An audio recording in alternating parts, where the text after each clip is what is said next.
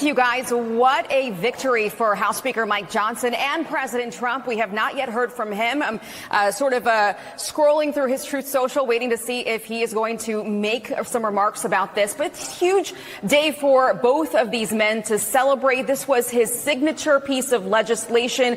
It was not an easy task. We're talking about over 1,000 pages of bill text. There's a lot in here that President Trump is very excited about, and they got it done, even though there were some moments there where we weren't sure if they were going to have the votes. They got it done. They were here all night. So they are going to be celebrating now. Nothing motivates Congress more than President Trump and a nice long holiday weekend like Memorial Day weekend. They wanted to get out of here, so they'll be able to do that. So let's talk about what's in this, because it does impact you at home. If you pay taxes, this is a big deal for you because it makes permanent those Trump 2017 tax cuts. That means that your taxes will not be going up next year. This impacts more than 60% of Americans across the country. A lot of Democrats were making a fuss about how this was a big payout for the billionaires. I don't think that more than 60% of Americans are billionaires, so it impacts the middle class and hardworking folks out there. Of course, some signature things from his campaign trail he talked about was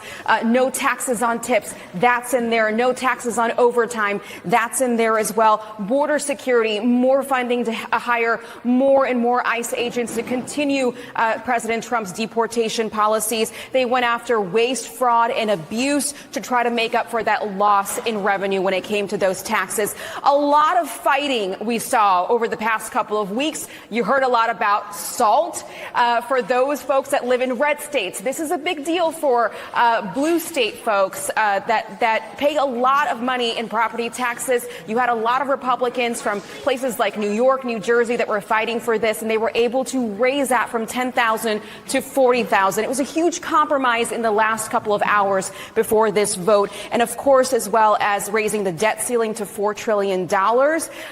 This was a big deal for Treasury Secretary Scott Bessent because he was a little anxious that these guys weren't going to be able to get it done by the time that they needed to before the August recess. So that's a big deal for the White House as well. And Medicaid, a lot of fighting over Medicaid, especially for some conservatives from states where they have a lot of constituents on Medicaid. They were worried there were going to be massive cuts, but really, Republicans wanted to go after illegal immigrants that were using Medicaid and able-bodied men that were on Medicaid. They wanted to add work requirements, and those work requirements now will start in 2026. It's a huge win for fiscal conservatives. Now, they didn't get everything, which is why we saw Andy Harris, who is the House Freedom Caucus chair, vote present, and we saw Warren Davidson and Thomas Massie vote no on the bill, but pretty much a party line vote today. I got to tell you, I'm a little surprised, maybe you're not, Lawrence, that Hakeem Jeffries, the Democratic leader,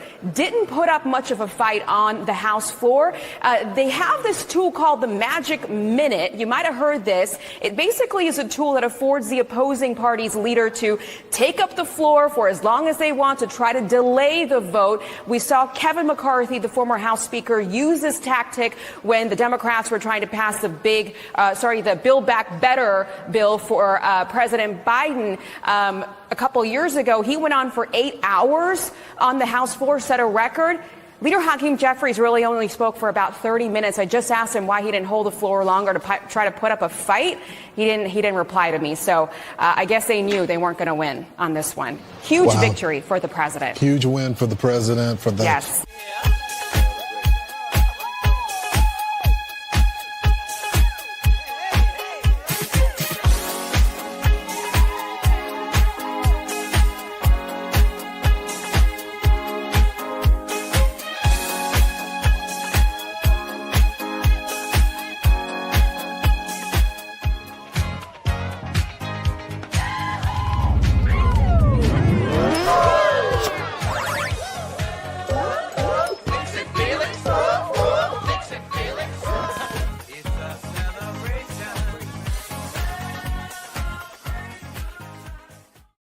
Welcome to the show live from inside of the Capitol. I will take the mic for the only time during what I assume is going to be the next 30 minutes, welcoming you to the show inside of Rep. Tim Burchett's office right now, live at his desk, Why freaking not? This is a time to celebrate. We are here with the passage of the big, beautiful bill. Republicans in Congress finally getting it done. Today is Thursday, May 22nd, 2025. The big, beautiful bill passed because of this guy in part. And we have a lot more to go and a lot more good news. We're going to get information and the read from the man himself, Tim Burchett. Also, Trump nuking the South African president live inside of the White House. It is must-see it'll make you proud to be an American. And in case you're wondering, yes, this is exactly what we voted for. We're going to have other members of Congress joining us here. Tim Burchett's got a flight to catch, so we're going to let it rip and roll. But first, ladies and gentlemen, make sure that you don't be like Congress. Don't get yourself into debt. We're like $36 trillion in debt. 36 plus, 36. Okay, yeah. Don't get yourself into debt. American financing can get you out of debt using your home equity. Make sure that you are not getting drowned out by what I consider criminal credit card rates at 20 and 30%. This is the kind of thing that is a nation breaker, but it's also the kind of thing that's a home breaker. And you want to be able to run your home. You want to be able to run your nation like you would run your own house. And so, ladies and gentlemen, American Financing can set you up today. 10-minute call can change everything. Call American Financing today at 888-528-1219. That's 888-528-1219. AmericanFinancing.net/Benny to get your fiscal house in order. All right, here we go. Celebrate good times. Come on. Congressman Tim Burchett has not slept. He's been awake for 24, maybe, hours, 48 hours. Almost 40. Almost 40 hours. All right. The floor is yours, Congressman. What's up? Congratulations on getting this bill passed. What happened? Well, thank you, Benny. Thanks for coming into my very humble office. A lot right at the end, the SALT stuff was in play. Which is interesting. One of the major players in the SALT thing slept through the dadgum vote. Little hit trivia for you there. Really? I bet Trump's going to bust his ass. Excuse my language.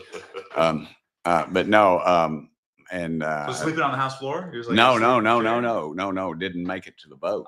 Missed two Republican votes. So it was a one vote difference. The chairman of the House Freedom Caucus, he passed. Thomas Massey voted against it, and one other voted against. One other Republican did. So it passed. It was just one person deal. And the guy, they pitched a fit on that SALT stuff. So, but anyway, SALT, state and local tax. I don't like it, but it's compromise is part of the deal. When I raised the speed limit in Tennessee, I asked for 85. I took 70. Of course, I brought Peyton Manning to the House floor the week prior. I'm pretty sure I could have got 100 miles an hour and communism that week, but I didn't do it because don't like the communists. But no, it's a good thing. It's the largest tax cut in American history. It really is. And the average Tennessean is gonna, a guy making $70,000 a year, family of four or something, they could be out of pocket thousands of dollars more if we didn't pass this. It deregulated the oil industry. Excuse Biden, they didn't lie to us about the oil industry. They did permit more oil wells, but dadgummit, they didn't permit any more pipelines. So Trump took I don't like regulations on pipelines. That's what he told us. So he took the dadgum pipeline. He took, and that was Can we get some dadgums in the comments? Yeah. Can we get some Tim Burchett's up in the comments? Yeah, that's right. All right. Thank you. And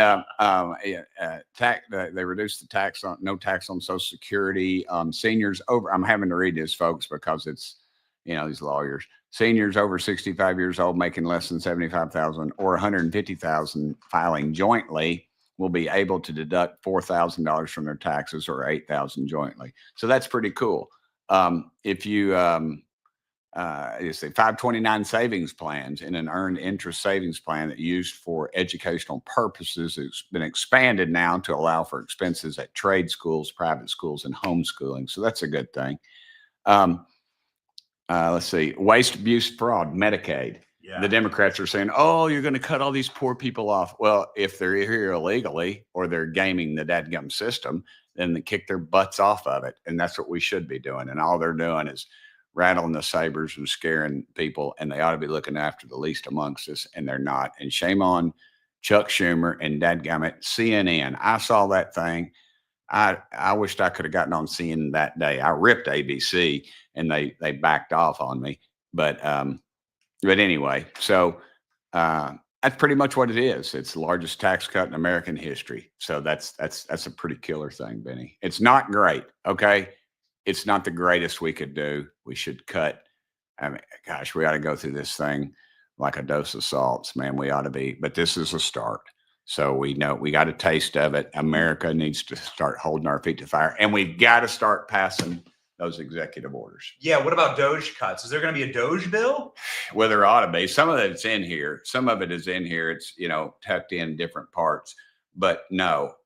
And we've got to do that. And we've got to get the guts to do it. USAID. I mean, all that crazy stuff, $10 million for circumcisions in Madagascar. As I've stated many times, it's voluntary, but still $10 million. Do y'all really think they're going for that? Heck no. It's going in somebody's dadgum pocket is what it's doing. Let's wake up. Let's just call them out. It doesn't matter. It doesn't matter. Trump's in the White House. He calls everybody out. He called out that dadgum African president yesterday, which was beautiful. He calls out the head dude in Ukraine, Zelensky. That was beautiful.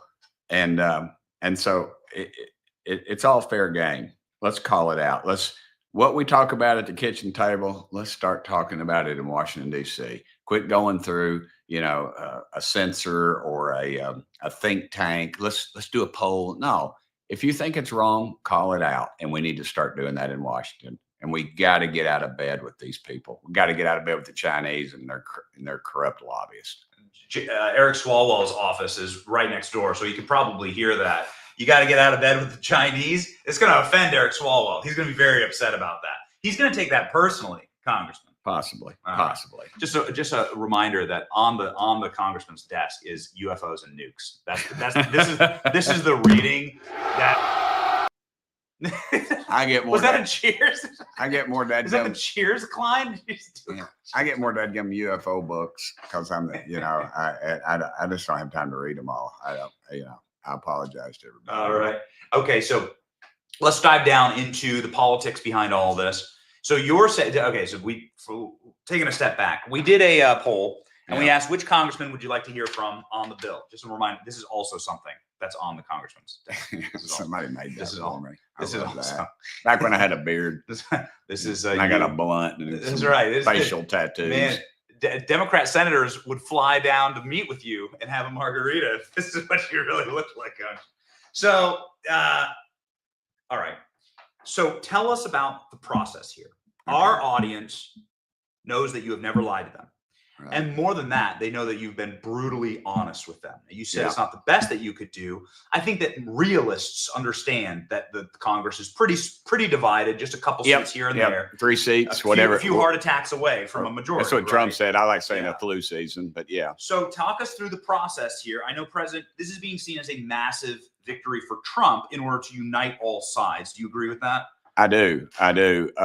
The moderates, the left wing members and they had to have something to take home because, frankly, they're in districts where Kamala Harris or Kamala, whichever it is, I never remember. She won by 14 or 15 points, and yet we have a Republican congressman in that district. Now they're not going to be with us. They're not going to be with us 85% of the time, but we get them sometimes, and that's better than having another Marxist in those seats. So, and we've got some out in California that needed the SALT thing as well. So hopefully that'll help them. We hold our nose and get that, but we got some of those Medicaid work requirements, and I think that says to America. So that says if you're on food stamps, you have to be looking for a job, or if you're able. Now, and that's what the Democrats, they kept saying, "Oh, you're going to cut these." No, we're not. A single mom out there with a couple of kids that's entitled to maybe not entitled. I don't know what the correct word is that qualifies for these things. We're not kicking them off. But if you're gaming the dadgum system, yeah, we're going to kick your butt off. You're going to have to get a dadgum job, and you ought to. Border security. This is the most America's ever spent on the U.S. border. Absolutely, 100%. The Democrats wouldn't let us spend $4 billion in Trump's first term. That's right, because they said we were broke, and then they turned right around and gave $250 billion to Zelensky in Ukraine. No strings attached. Yeah, and also because Trader Paul Ryan lied to us. He lied to us. He straight up lied to the. We have the ad of Paul Ryan going to the border and saying, "I'm going to build the wall." He rode a horse and he has a cowboy hat on, and he lied. He backstabbed. He can't MAGA. He can't ride no daggum horse. He's from Wisconsin. He probably don't even ride a Harley. If he did, it's one of those guys with a man bun, probably an electric Harley. I'm ticked off at Harley, man. Trump said something about Harley the other day about, it's not, they got these Indians, and they're not made in India. And I'm like, I got a 47 Indian chief. I know he should have called on me. I'm mad at Harley because Ronald Reagan saved their ass on tariffs. And that's what Trump needs to talk about. All right. I'm sorry. We got the Paul Ryan ad, the plebiscite. Now okay. So you're saying, the contention, the big takeaways here is trillions in mandatory cuts. Yep. First time. So we always do the non-mandatory cuts. Okay. And that's the difference. Explain the difference. Please. Okay. Medicare, Medicaid, generally your welfare are your mandatory spending. And we found waste, abuse, and fraud, and we're able to cut that. About what, 800 billion, something like that. And and some people think it could be a lot more. And that's sort of a question of how much is it going to cut? Because when these criteria start going through, and those liberal federal judges will probably sue us all, but I don't care. They're going to lose in the end. Supreme Court will uphold it because it is the right thing to do. And so we'll go down that route. But you asked the process. It's just different committees did in their areas of jurisdiction did different things.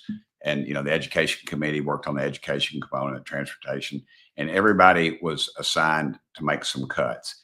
And by and far, Benny, they cut, as my daughter would say, ginormous amounts more than they were told to cut. And so that helped out a lot. But you're talking cutting billions, and we run up $1 trillion debt every 100 days. So that's it's not for show. It's the right thing to do. Waste, abuse, and fraud in any department needs to be eliminated. But we've got to look at the structure, and the structure is broken. We have to encourage people to work, not to sit on their butts and draw a check. So there's a lot to celebrate in the bill. There's a lot of work to do on top of it. This is not a peak. This is a plateau we're going to build on. Okay. Well, it's good to see something done. I mean, Absolutely. it's great to get something done. Trump seems really happy with it. Well, he ought to be. Now it's got to go to the Trump. Senate. Hey, Alex, can you send me that Trump post, please, in our production chat so we can read it? And ladies and gentlemen, we're not going to be doing plebiscites or ad. We tried to put one up. It just doesn't work well with the 2-shot here. So we're just going to. It's on me. Blame it on me, Benny. It's on me. I got like 8-track tape player technology. In my so office. you were there with the president in his meeting 2 days ago. I did not go to that. No, I was not in that. That was Freedom Caucus. That's a mistake a lot of people made. I am not in the Freedom Caucus. It's a Freedom Caucus exclusive. But I was briefed every time something came about. I was getting a text from one of the members, or when you go see the president, it's like I always think of Forrest Gump. Went to see the president again because you got to go an hour before and you wait. And there's something always going on in the world because he's the dadgum president. He's not freaking Joe Biden. And, it's not Jill running the show. It's Donald Trump. And he runs the freaking show. And something going on. And, and he might be 30 minutes to an hour late. And you got to go through security. And then, when you leave, you got to talk to the press and out on the sticks and all that. And it just blows your whole freaking day. And I had other stuff to do. I had constituent stuff I had to deal with. I had committee meetings. So, it's not like I got my freaking feelings hurt, and I had to do a lot of media. So, how much media we do that day? How many? Nine media hits. So, I was pretty busy, and I was also trying to analyze what was in the bill, and it was just a constant thing. So, it's not like I got my feelings hurt. I want you to comment on the president because this is the major criticism from our audience. The major criticism from our audience is that Congress refuses to solidify President Trump's victory by passing his agenda. So I'm going to read you Donald Trump's post this morning. He is what seems to be ecstatic on Truth Social. One big beautiful bill has passed the House of Representatives. This is arguably the most significant piece of legislation that's ever been signed in the history of the country.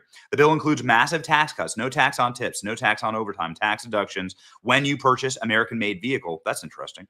Along with strong border security measures, pay raises for ICE and Border Patrol agents, funding for the Golden Dome, Trump savings accounts for newborn babies, and much more. Great job by Speaker Johnson and leadership. Thank you to Republicans who voted yes on this historic bill. How many Republicans voted against it? Two, and one passed. Okay. So you could say three. And now it's time for our friends in the United States Senate to get to work as soon as possible. No time to waste. The Democrats have lost control of themselves and are aimlessly wandering around, showing no confidence, grit, determination. They've forgotten their landslide loss in the presidential election and are warped in the past, hoping someday to revive open borders for the world's criminals to pour into our country. Men to be able to play in women's sports and transgender for everyone. Trump says to transgender everybody.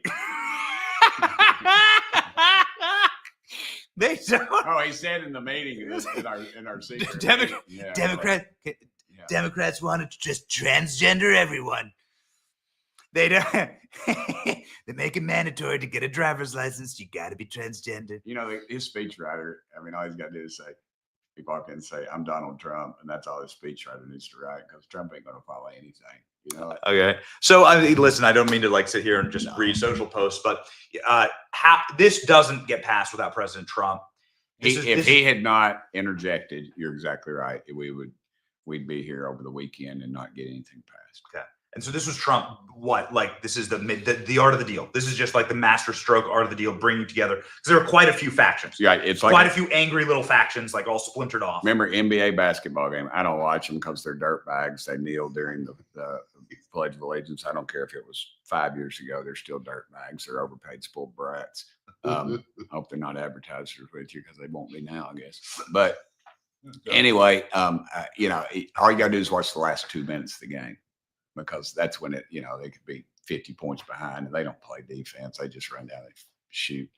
And that's what this is about. The last 2 minutes of the game, watch the last 2 minutes of the game. And that's when Trump gets engaged and he sees where everybody, because it's perfect, because he lets everybody beat the crap out of each other. And he sees where he's got to get it. He's got to make his points, and he gets it. He calls them in, and says, "Hey, we got to do this, we got to do that." And they're like, I mean, who tells the freaking president no? I mean, I have, but but we have a good relationship. He doesn't curse me or anything. The last time he called me, we talked for 15 minutes. But there was one thing you did say that I wanted to, and I said in the meeting, I asked President Trump this. I said, Mr. President, we need to get off our ass and start working. I wish you would tell everyone how important it is to codify your executive orders. And that's the next thing he said we need to get. That's what you said to Trump? Yeah, I did. And that's Jake Sherman. I said, so it's got to be true. It's on the freaking internet. So, but anyway, we gotta start working on that. That's gotta. And the trouble with Congress, we do a freaking victory lap. And here we are over 100 days in. We finally got this thing passed. We should have passed it the first 30 days. And they're like, what was that just ran by me? Oh, that's a freaking glacier. This place is so dadgum slow, Benny, and they're worthless. And until y'all get on us and tell us, get off your ass and do your job, or we're going to primary you. That's what happens. And y'all did finally. And now we've got this thing passed. Do it, Klein. Do it. We got a sound effect for the congressman. Right on. All right. So it sounds like what's it called? It's not Death Valley. What is it at Tennessee? What's the name? What's the Neyland name? Stadium for the Vols? Does that got like a nickname? Oh, I don't know. They get all kinds of crazy names. I don't know. That's I don't know. We're gonna go to a game sometime. But yeah, man, you can come down. You sit with me. What's next? So what's next? Okay, so we've locked in. It could be better. Obviously, it could be better. What do you want to see next? Our production team is raging about. Listen, Doge cuts. Doge cuts. Can we get Doge cuts next? And we can if you all force us to. But here's the problem, as I've stated, and I don't care. They get mad at me. They came to see me on the House floor, so you can't be saying that stuff. You got over almost 1,000 NGOs, non-government organizations working out of Afghanistan. I had Marco Rubio in committee, and I asked him, we're giving the Taliban 40 million. This is just an example. 40 million a week. 2 years I've been working on this. I got a freaking memo from the dadgum State Department, and they're no friends of mine. They're no friends of this country. That's the deep state. There ever was one.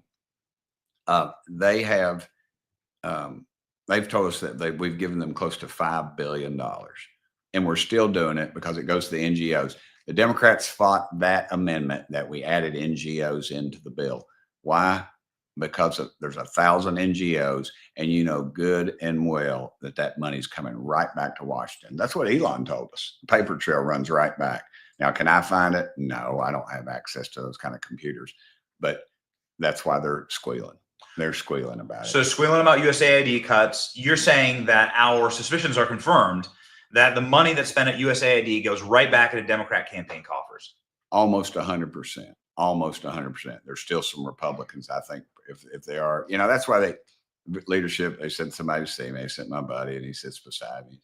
Tim, man, some of the chairmen are kind of upset what you said, and, go through all this stuff. And I said, but it's the truth, right? He goes, well, yeah, we know it's the truth, but you just can't keep saying it. And I keep saying it. So that's why I always tell people I'm not suicidal. You made a lot of news on our show saying that you believe that there could have been some real payola with some of these Biden Have pardons. to be 8,000 pardons. I said 2,000, and it's come out. Somebody said something 8,000. 8,000 freaking pardons. You think Joe couldn't remember what he'd had for breakfast? He couldn't remember where the dadgum bathroom was. And he reviewed 8,000 files on pardons. Give me a freaking break. This is so shady, and it's just Washington, D.C. It happens every day. That's the thing. It happens all the time. But with Trump in there, we're focusing on some of this stuff. Yeah. And every department is suspect. And, you just can't get past it. LaMonica McIver, are you in favor of kicking her out of Congress or punishing her to some degree? Yeah, she committed a dadgum crime. She got up there and she said, and then they tried to compare it to Marjorie Taylor Greene and Matt Gaetz and some others who went to the jail to see the J6ers who were jailed, weren't given any due process. They didn't push their way in. They didn't push anybody out of the touch anyone. way. Matt, he's a lover, not a fighter. He's like me. Incredibly good looking guy. He's not going to damage this. And so now Marjorie, I worked out with her in the gym. She could whoop a man. She's strong, dude. I would never cross Marjorie. She's my dear friend. I'm glad she's on my side. My gosh, man, she can. I'm in there, and I'm just trying not to pull a muscle, get my tennis shoes on. Her, just ba-boom, ba-boom, ba-boom. I'm like, what the heck's going on out here? She's deadlifting hundreds of pounds. I'm like, what in the world, man? Sheesh, Bill. She's strong. She's great. So what's the score? Our audience. So this chat right here, love hearts the chat. This chat right here. Look at that. There we go. Hearts out to the chat. You can see all these dadgums. Look at this. See all these dadgums. Sweet. The comments. Sweet. Right? They see all the dadgums. I got it now. I was wondering what was going on there. I thought tell them what they should think of Republican leadership, right? So they're gonna say that there's quite a contingency of our audience is not a huge fan of Speaker Johnson. I'm not always a fan of it. Should this pull some people over to have, like, at the very least, Republican leadership is moving in the right direction? And quite frankly, we want to hold people accountable. Let's just look at the reality. Who can get the votes to replace him? Nobody. It's all factioned up. He's our guy. Let's stick with what we got. It's like Moses. Moses wasn't, he didn't want to even do it. He didn't want to run the Jewish folks out of there. And he ended up 40 years in the freaking wilderness. And, but as it turned out, looking back, he's pretty good. Okay. And I always say this, he doesn't cheat on his wife, and he's not a thief. And so that's a good criteria of somebody in leadership, because he can't be compromised on those things. You can fit the member of Congress that apply to that standard in a lifeboat, in a Titanic lifeboat. Yeah, but you can fit in dinghy. Yeah, that ain't happening. But no, but Tim Burchett doesn't cheat on nobody, because he just gave us an office tour, and he sleeps in the office. He showed us his bed. He sleeps. He's got a little closet here, and he just sleeps right in the office. Yeah, but it's I've got a daughter who rides horses, so that's where my money goes. I sold all my dadgum motorcycles. I just got a few. I'm selling them on eBay too. So what the heck? I'm gonna come out here one day. I'm gonna be just in my boxer shorts. So what happened to your suit? I sold it on eBay. Have I showed you my wingtips? Look at this. $16 on eBay. Can you believe that? Really? They're antique wingtips made by Sears, made in America. Because I'm so sick and tired of everything made in China. I finally found some wingtips. And then the heels come off. What airport were we in when them things came off? Dulles Airport. So I'm flip-flopping through there going, sound like Clydesdales. Going, boom, boom. Matter of fact, I got a picture of me on the Clydesdales right there. It's boom, awesome. boom, boom, boom. And then, I got, so I have to be fully There's a wall honest. of Louisville. There's a wall of Louisville Slugger. We got a Louisville in Tennessee, spelled the same way. But anyway, I got $26 in these total. I just want to be totally. But all right. So the congressman needs to catch a flight to get home, but you've been awake for 48 hours, 48 straight hours. Got the bill passed. Can we get a round of applause here for the congressman? And that sounds more like a. That sounds more like a Spartan chant. Yeah. Can we get the round of applause, Klein? Somebody's getting burned at the stake.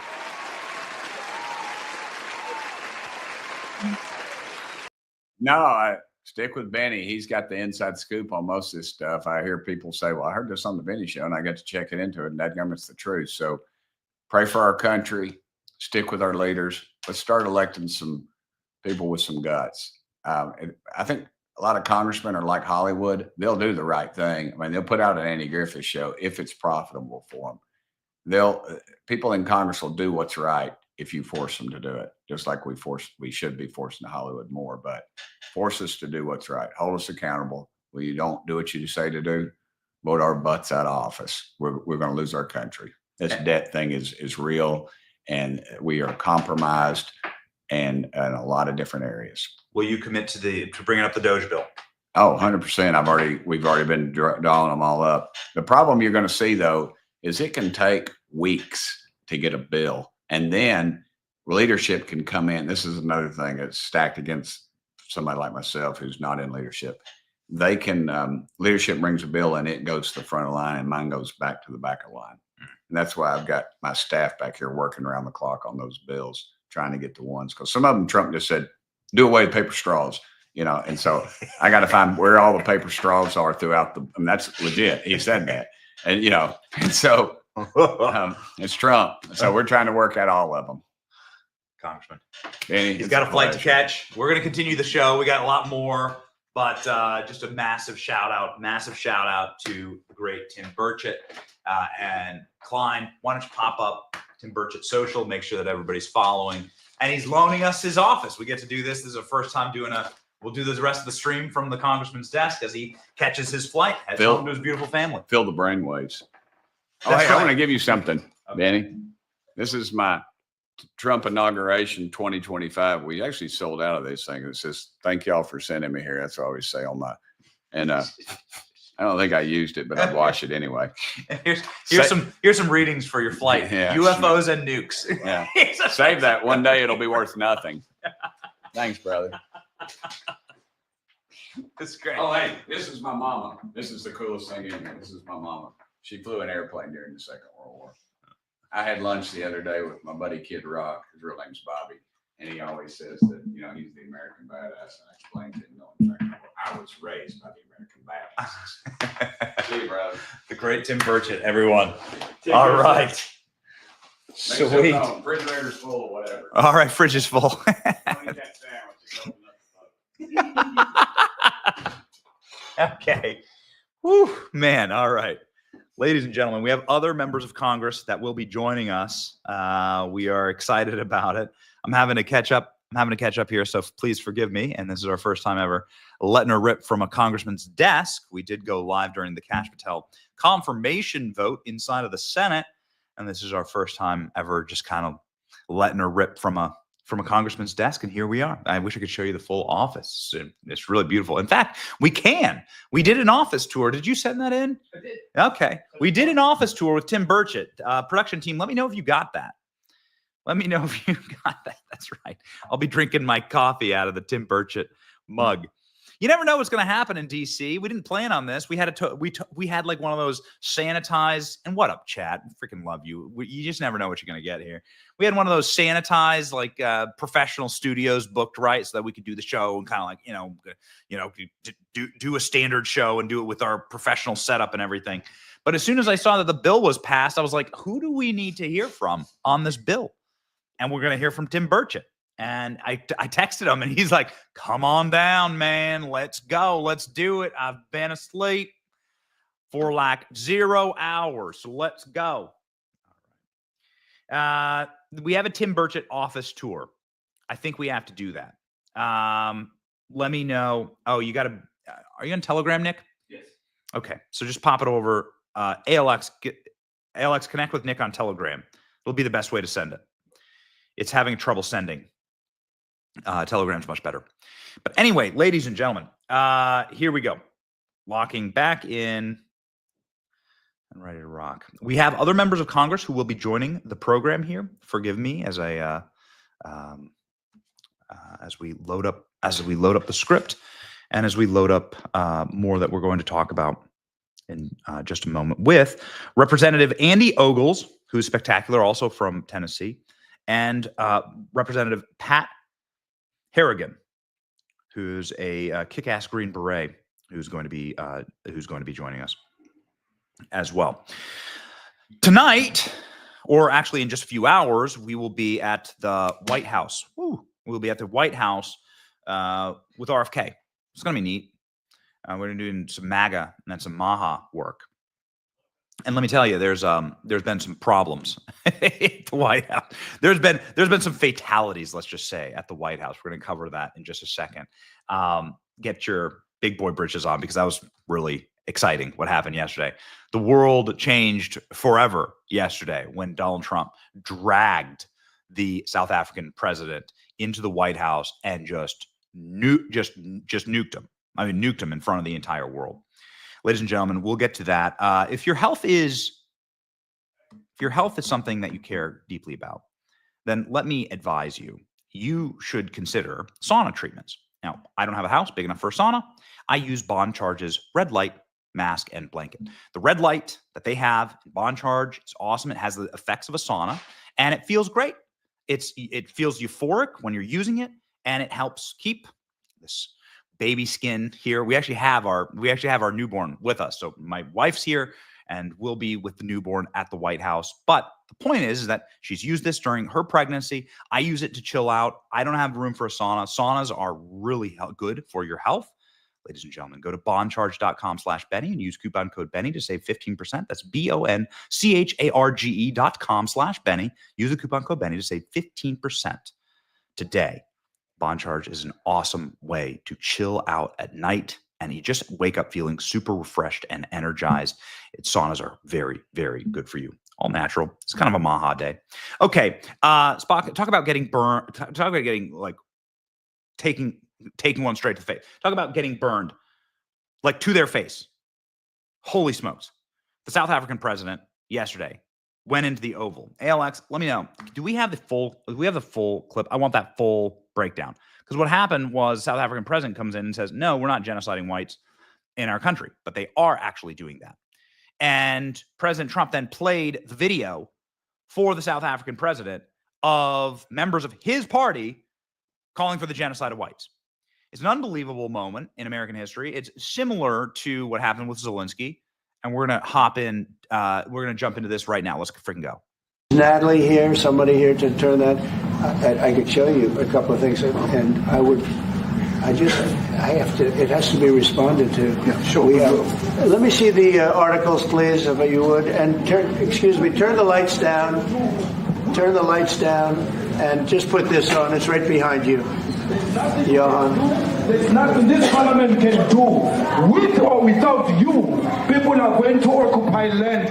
We require no permission from you, from the president, from no one. We don't care. We can do whatever you want to do. Who are you to tell us whether we can occupy land or not? We are going to occupy land. South Africa occupy land. That's who we are. Whatever you want to do, can withdraw my And from this useless parliament, must never be scared to kill. A revolution demands that at some point there must be killing, because the killing is part of a revolutionary act. Shoot to kill, no matter. Kill the poor, the farmer. Kill the poor, the farmer.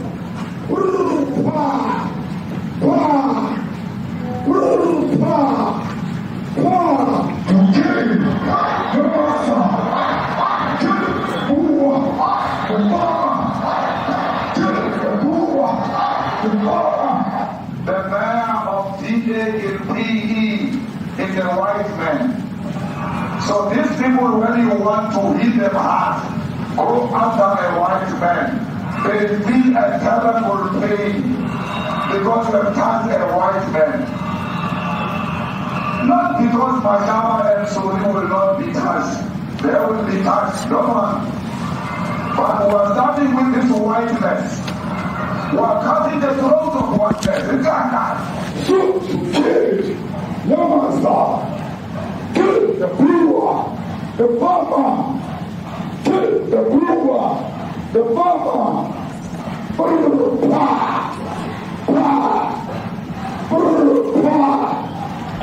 Shoot to kill, no matter. Kill the brewer, the farmer. Kill the brewer, the farmer.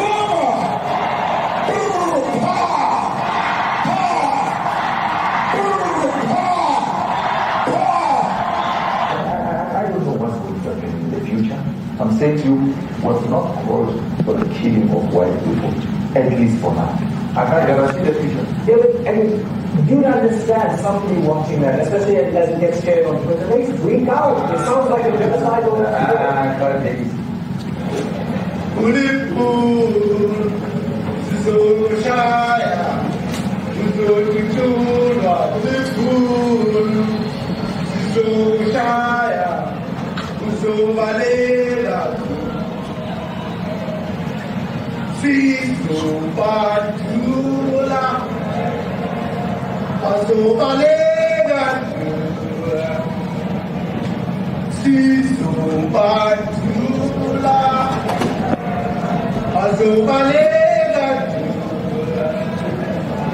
Who will expropriate land without compensation, whether they like it or not. If they object, they can seek refugee in America. Now this is very bad. These are burial sites right here. Burial sites. Over 1,000 of white farmers, and those cars are lined up to pay love on a Sunday morning. Each one of those white things you see is a cross, and there's approximately 1,000 of them. They're all white farmers, the family of white farmers. And those cars aren't driving, they're stopped there to pay respects to their family member who was killed. And it's a terrible sight. I've never seen anything like it. Both sides of the road you have crosses.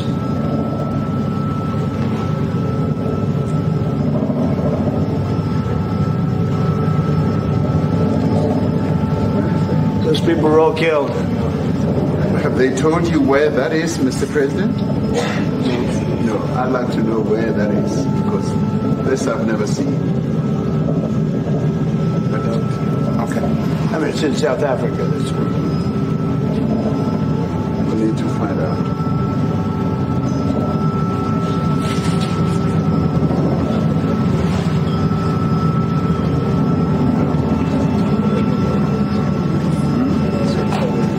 There we go. All right. Okay. What's up? Okay. We are here live now. That clip allowed us to bring in our next member of Congress. And please introduce yourself, sir, and tell us, how did you vote on this big, beautiful bill? Hey, Pat Harrigan, 10th District of North Carolina, voted a big yes on the big, beautiful bill. Congratulations on the big, beautiful bill. Thank you. That's incredible. You guys really amazing. Come on, you got to let it play through. Let's try it again, Clyde. Try it again. Try it again. Wow. There you go. Wow. There you go. We got a live studio audience here. Pat Harrigan is the first time on the show. Just came back from watching the Vietnam Memorial, which is pretty dope.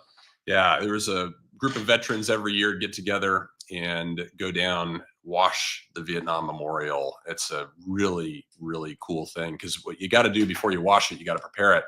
And to prepare it, you got to take all the mementos that people come and bring from all over the country and set down for their loved ones, and just what's down there, the little mementos with the different scriptures on it, different inscriptions, different little pieces of "I remember you" and this, that, or the other. Just it's a really special, touching time. Yeah. So okay, so that went well. Everything's nice and It went sparkling. great. And, Absolutely, yeah. And doing that, it's the most after- powerful memorial. Oh, I think it's the most powerful memorial in DC. without a doubt, because the first time the country really turned its back on its military, right? And to go do that and have that kind of be the cherry on top after this big, beautiful bill in the last 36 hours that we've been working on it with no sleep.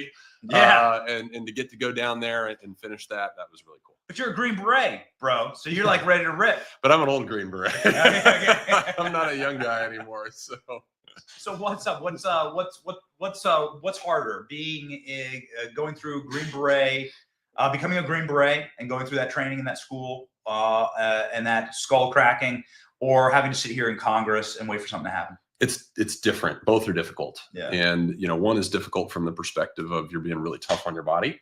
You're being tough on mentally anguishing, right? In terms of the training or whatever it might be. And the other is tough up here because it's so easy to see the problems. Like everybody sees the problems, but up here we don't deal with them, right? In our private companies, we see a problem, we solve the problem immediately.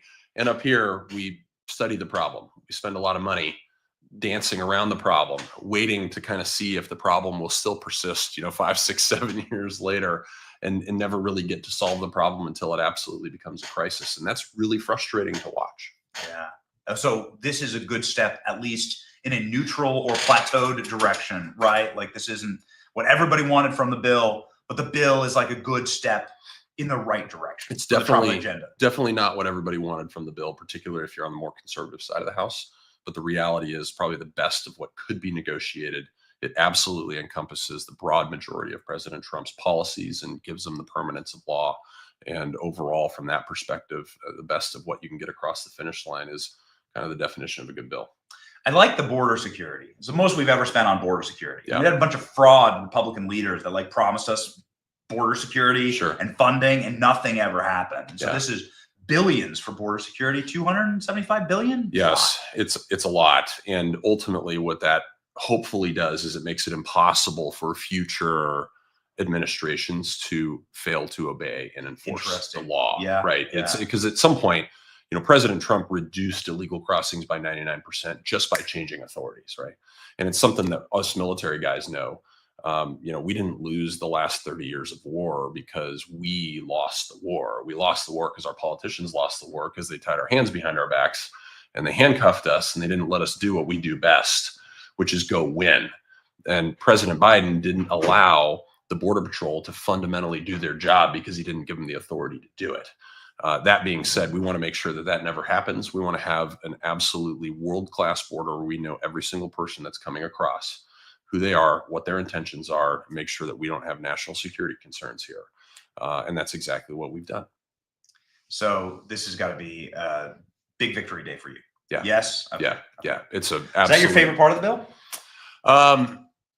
My personal favorite part of the bill was the suppressors. I'm a big Second Amendment guy. Let's go, man.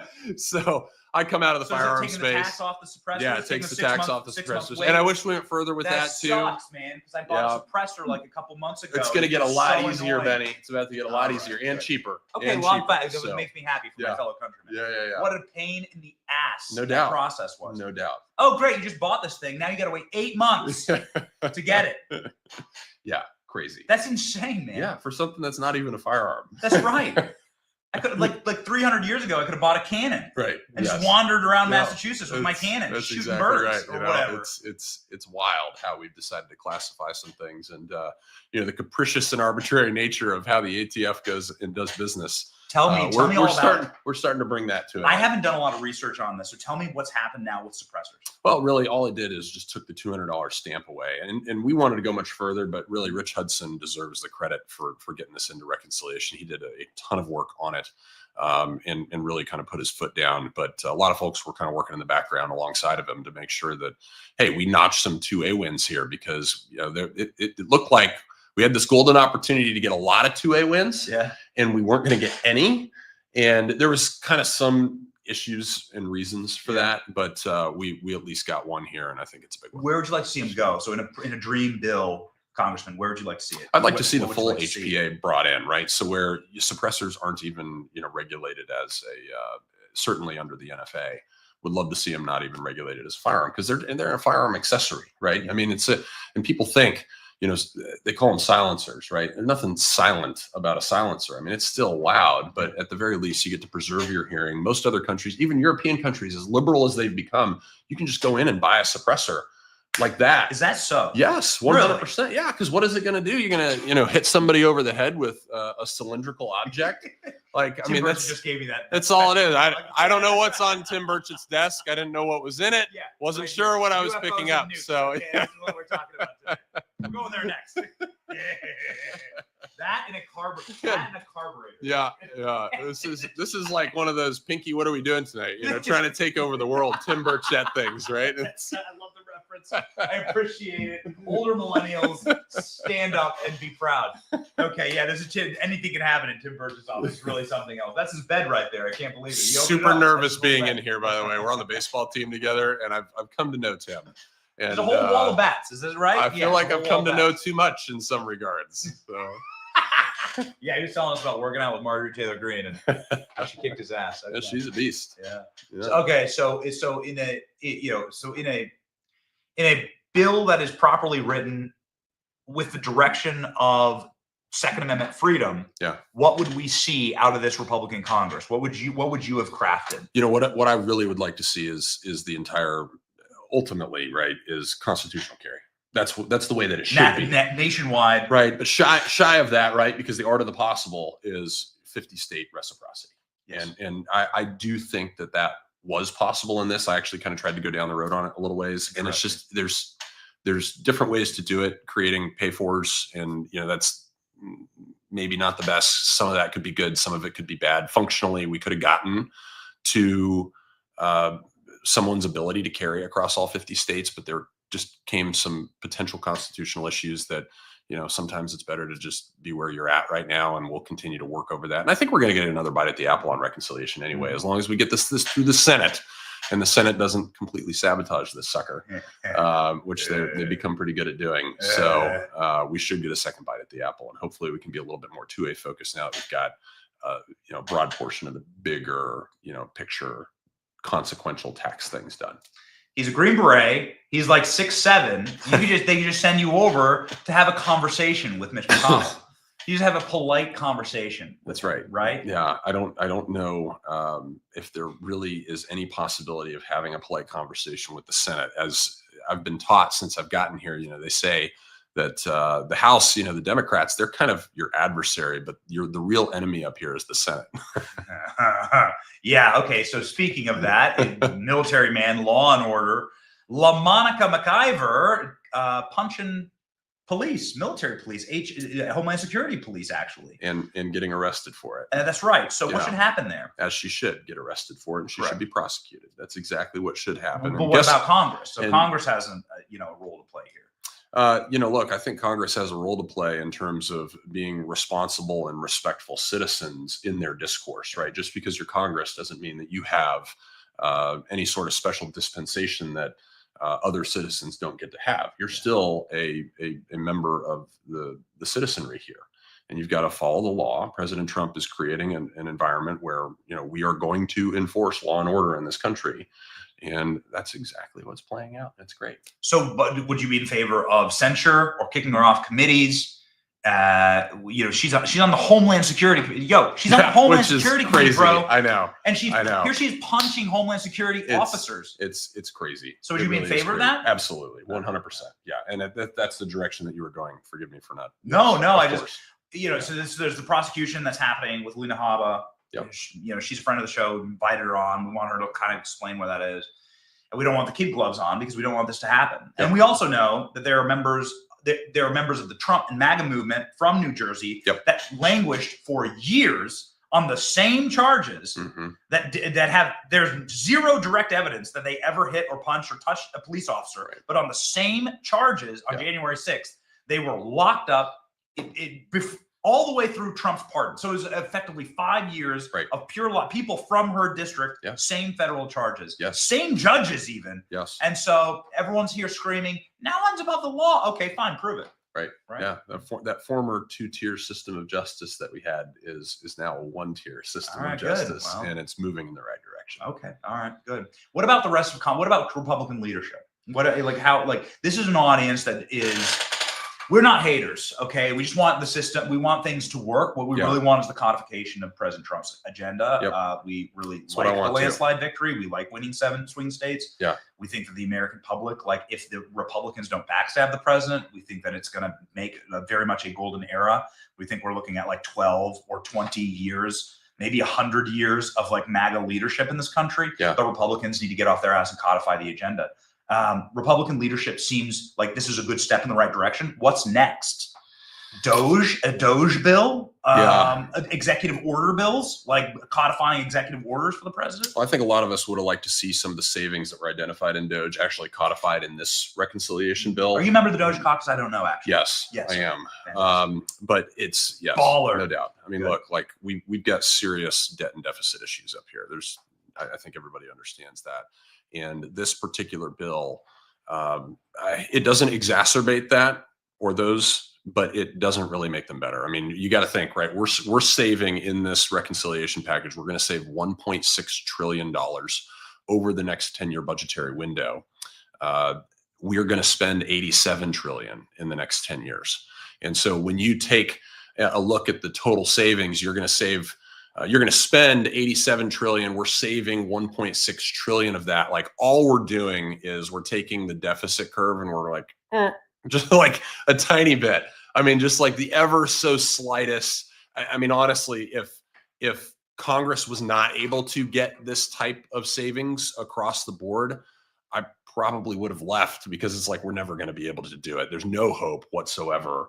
And I think that because we at least have something that is going to achieve some modicum of savings, and I think it's going to shave off about $120 billion in the first year from the deficit. Now our deficit's $1.8 trillion. So, take that down to 165, 17, right? Again, just kind of just a little tiny blip. It's better than nothing, and it's better than what Congress has done in the past. And so we still have a lot of work to do because we're going to borrow so much more money than we're going to bring in over even just the next 5 years, let alone this year, let alone the 10-year budgetary window. We have not made demonstrable progress towards fixing that. Now, what we have done is we have codified some really good policies, and presuming it gets through the Senate the way that it is right now. And those policies should create a pro-growth environment that allows small businesses, middle class, and really every single level of taxpayer to be successful, take more of the money that they earn, keep it in their pocket, invest it the way that they want to invest it in order to grow their wealth or live their American dream. And that will have an impact down the road on our revenues because it will increase revenues. We saw that from the 2017 TCGA. This is great policy and that's awesome, but good policy kind of neutral on debt, right? Not a huge move in the right direction on debt. And so we got to be cognizant of that, and we got to deal with it. In conclusion, Congressman, you got to be like really happy about what's happening with the American military right now. Yeah. This is something that's near and dear to your heart. Yes, it is. And it's absolutely, if you don't have good good and strong and fit young men and women signing up for the American military, then we're going to have a tough role as a country. Yes. So talk me through the changes. I don't know how closely you're working with Pete Hegseth, but I assume relatively closely. Yes. You're one of the members of Congress who still probably do a push-up. And a pull-up. Yeah. More than one. Okay. A lot more than one. All right. We already have recommendations in the chat to say like, well, Burchett was talking about going to the gym with MTG. So the chat now wants us to go do that. So you guys got to see Burchett in the gym. I mean, like the guy is about this thick, right? I mean, he's just,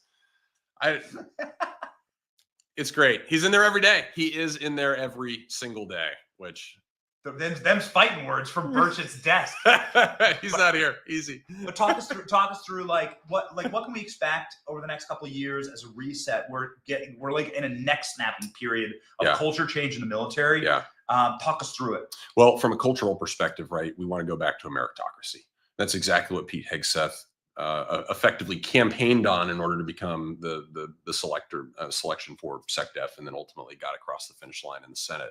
And he's effectuating that change. I mean, there was a cultural rot in the military that I saw as I started to leave. So I left the Special Forces in 2016. One of the last things that I had to do was give my team transgender awareness training. No. It started to creep in Really? right then. Yeah, I didn't do it, but I checked the box and I said that we did. But I mean, that was happening in the Special Forces at the end of the Obama administration, 2016, right? And what I saw when I came into Congress in 2025. In the Special Forces? Oh yeah, 100%. It's there. It was there. And you know, like they don't go along with it, but it was there. It was being infused into it as I was leaving service. And when I came back in 2025 and now started getting involved in the military again, so basically like 8 years of separation, really, because end of 16, beginning of 25, 8 years of gap there.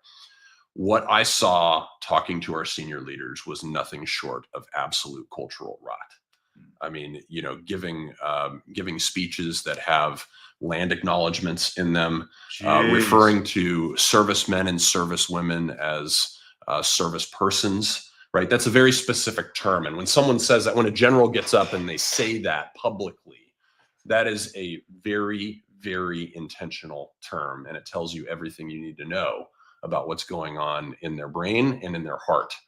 And we have to root that out of the military. It's got to go away, because that will cost American blood when reality actually sets in and we have to deal with some really difficult decisions that aren't prioritized by a DEI sort of a schema.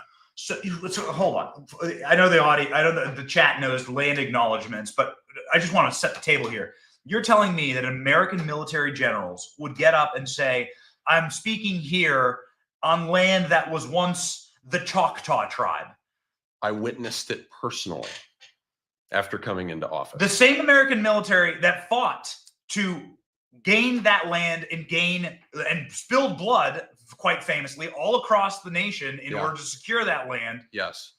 Yes. And they're sitting there now kneeling before the same conquered tribes. Yes. As American military brass. Yes. That is sickening, bro. That is disgusting. 4-star general. Would they go to Germany and like kneel before like Nazi high command, or like go to Imperial Japan and like surrender? That's effectively surrendering the British in Yorktown. Yes. So they go to Yorktown and be like, this was once a British base, okay, and we want to like acknowledge, the general.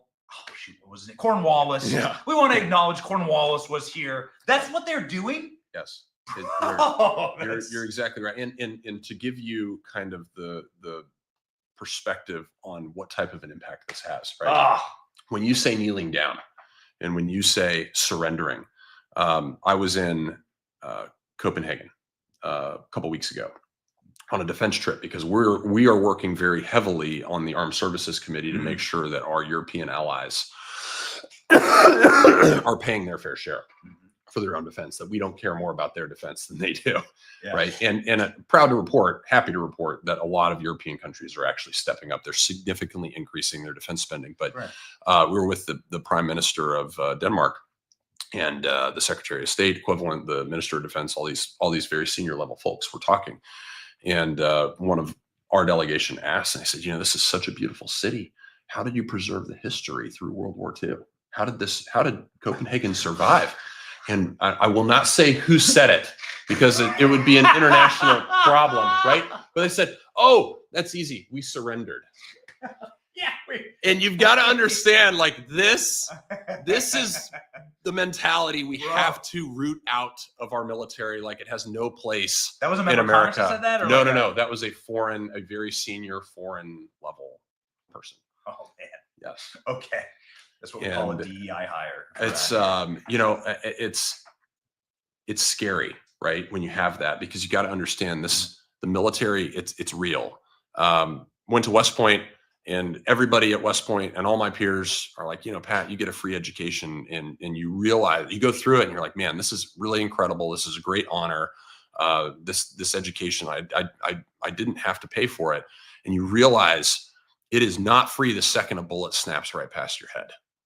It's not free at all. And those decisions become very real. The consequences become very real. And there is no substitute for victory at that point in time. And if we have people that morally equivocate on what our values ought to be, what we should stand for in this country, we're going to lose the next fight that we might not choose to fight, right? We've been so weak for so long. And this is where I get very passionate about defense, because I ran for Congress because I was convinced that the way that we left Afghanistan condemned the world to conflict. For real. Yeah. Because we've been so weak for so long. Pussies. Right? We were pussies on the world stage. Yeah. Yes. And not only that, we killed our own people. Right. Which is crazy. Yeah. Do you remember watching? I mean, you probably watched it from a very different sense than I did. But I think everybody in the audience, let me know in the chat if you remember this, because we were live during this. You were watching the pullout from Afghanistan. It was summer 2021, and there was like this feeling that something horrible was about to happen. And you watched the Taliban swoop in, and you watched everything collapse, and you saw the helicopters. It's amazing how they buried that footage. You saw the helicopters taken off from the U.S. embassy, and there was this cloud of darkness where it's like, and something horrible is about to happen. It was so predictable. Yes. Guys like me, I did not serve, right? Yep. But guys like me, like just regular Americans, could feel that energy, that like these jackasses are so incompetent. They're being so retarded here that something terrible's about to happen. Yeah.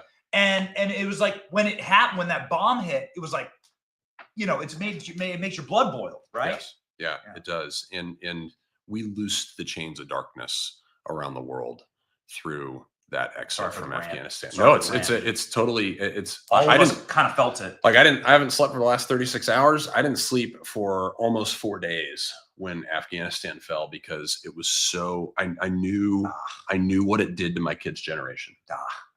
And so we have to set the conditions for us to win the next conflict. And look up here, my charter, if I could do two things, number one would be, don't fight wars we shouldn't fight. It's incredibly important, but we have to absolutely set the conditions to win the ones we have to fight. And what we have to understand is, because we've been so weak for so long, that we have ceded the choice of whether we enter conflict to our enemies. We are so used in this country to choosing whether we get into a fight or not.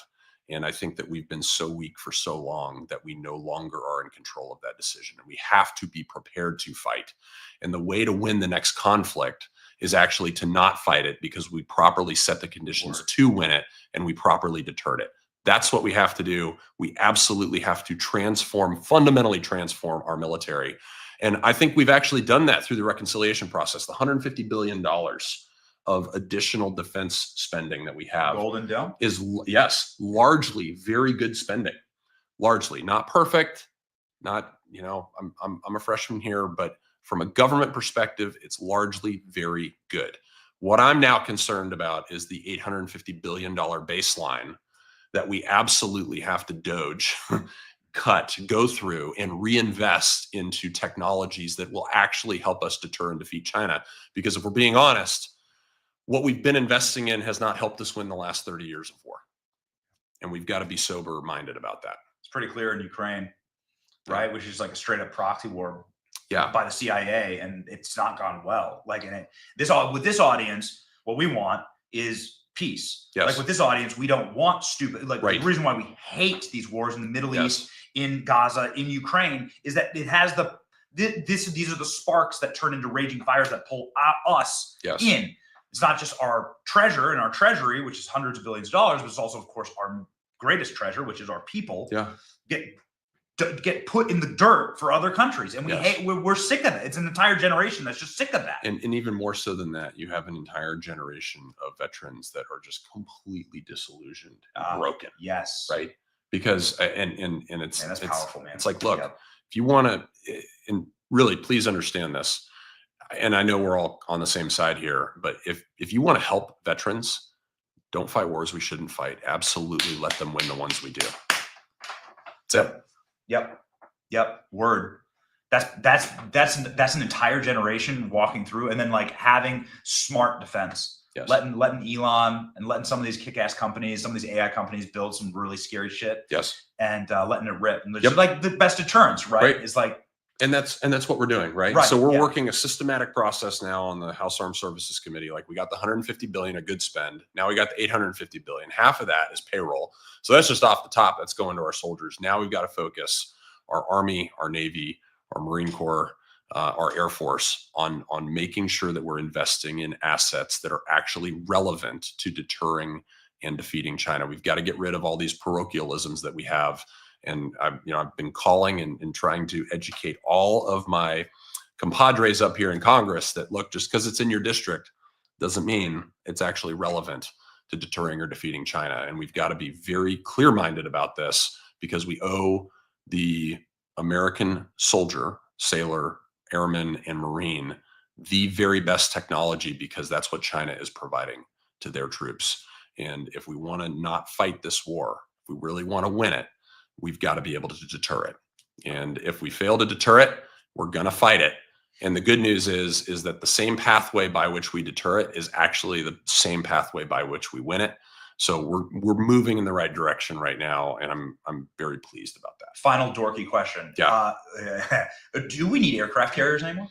So the answer is, it's like a big raging debate on the internet right now. Like, do we actually? The aircraft carrier is the most powerful weapon for the last 50 years. Yes. Do we need them anymore? There is a lot of wisdom in understanding that they are a great source of pride, and they have been a great source of security for us as a nation, as a populace that looks at our aircraft carriers and our sailors standing and saluting as they're coming in through the bay or going out to sea.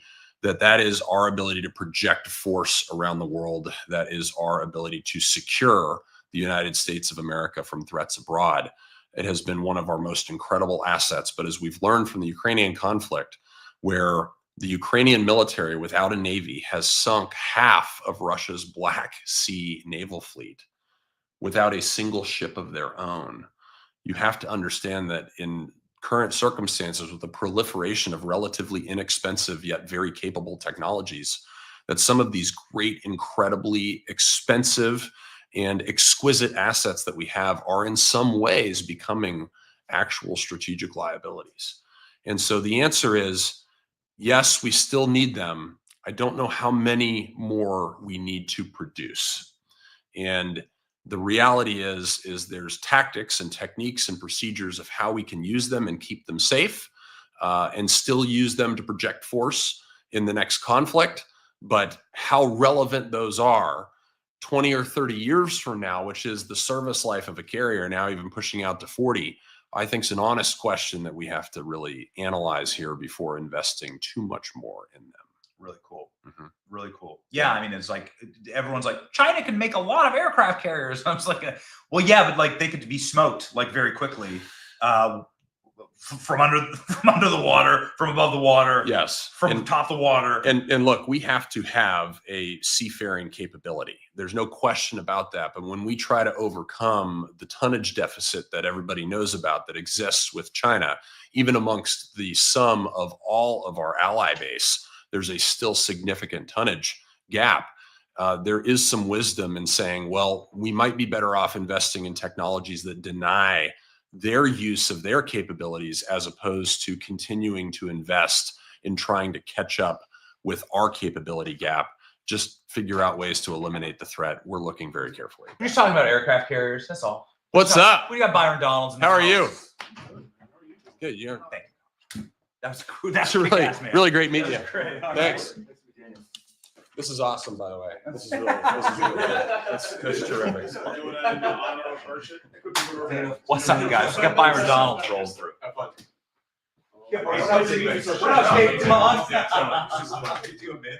All right.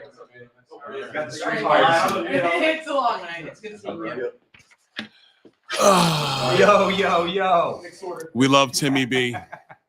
Timmy B, America. This is the guy. We love him. That's it.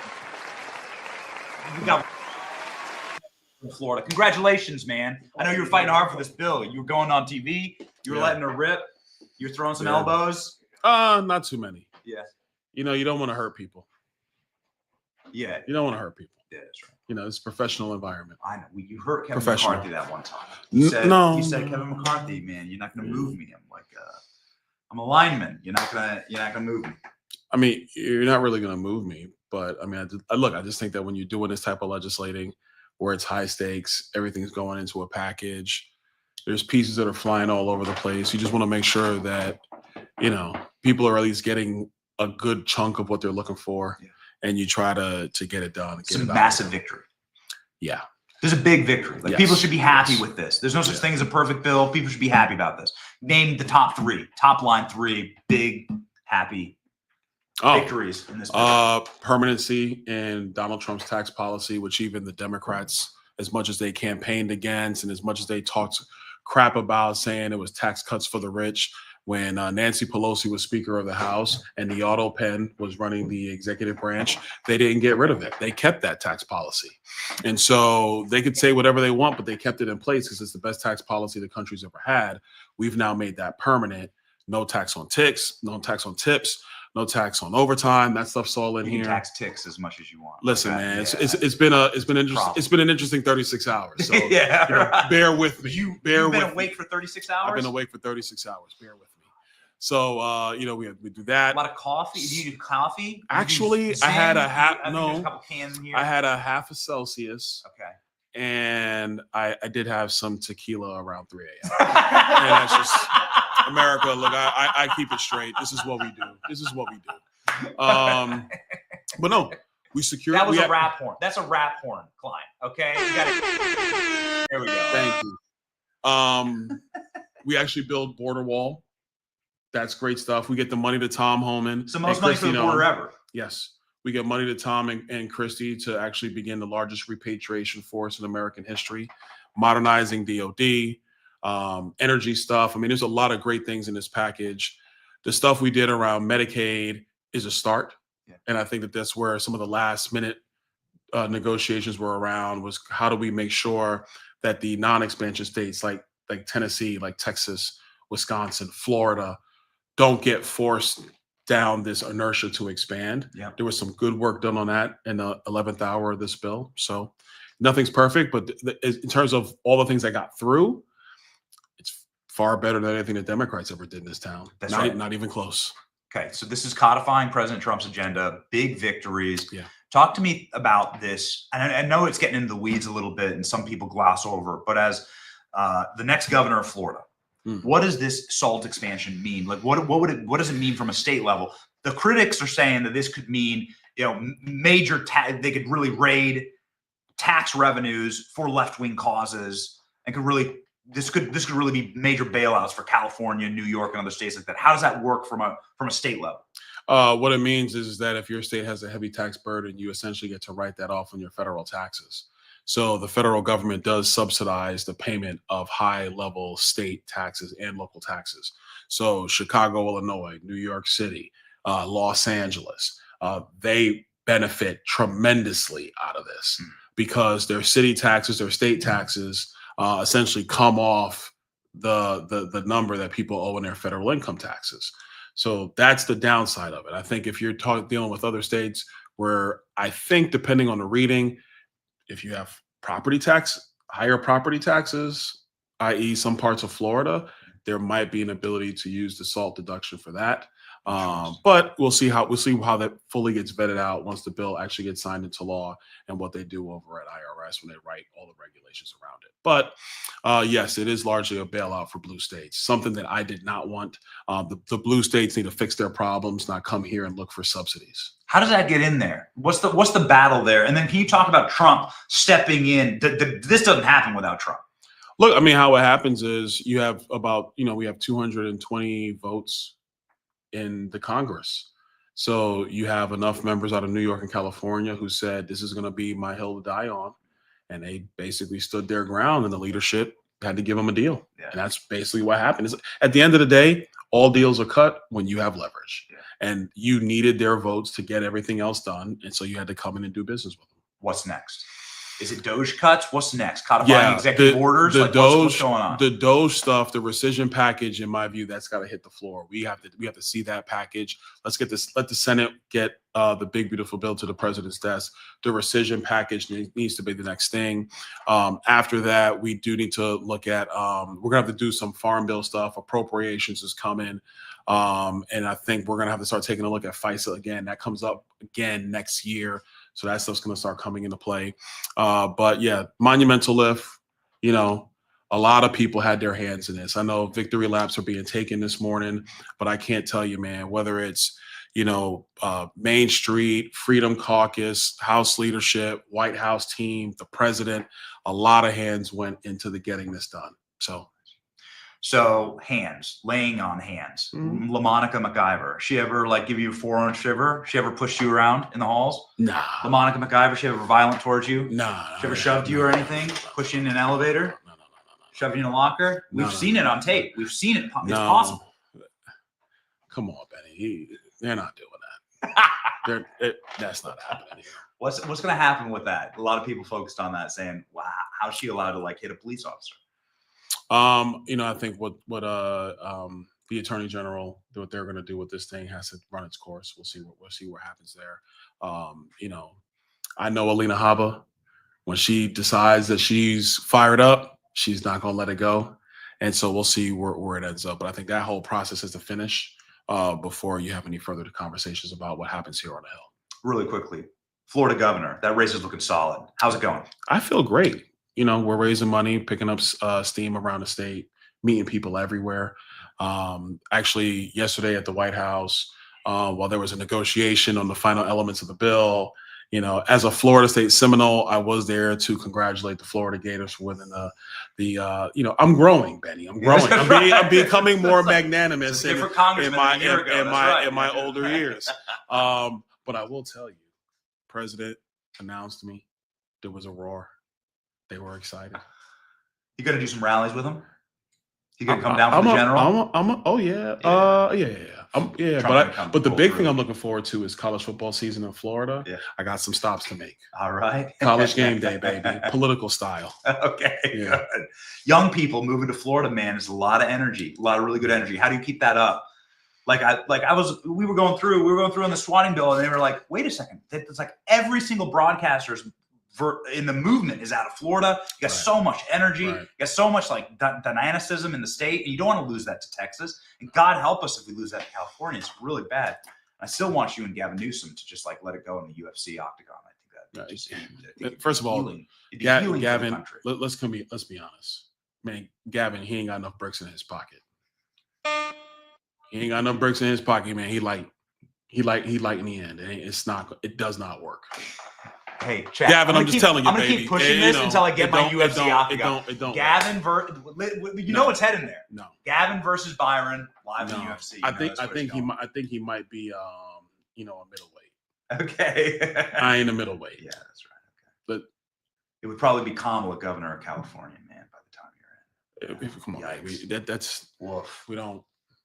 I mean, the state's still going to be bad. You know, that's right. It doesn't matter if, you know, you're at the French Laundry or you tell a sentence that doesn't go anywhere. I mean, it doesn't matter. The state's still going to be bad. Okay, final talking smack to Gavin. He's bragging that California's got $4 trillion in GDP. Now, Florida, I just checked, got like 2.1 trillion. Yeah. How do we take over California under your governorship? First of all, I mean, Gavin's got like half the country's population's in California. So their GDP should be higher than it is right now.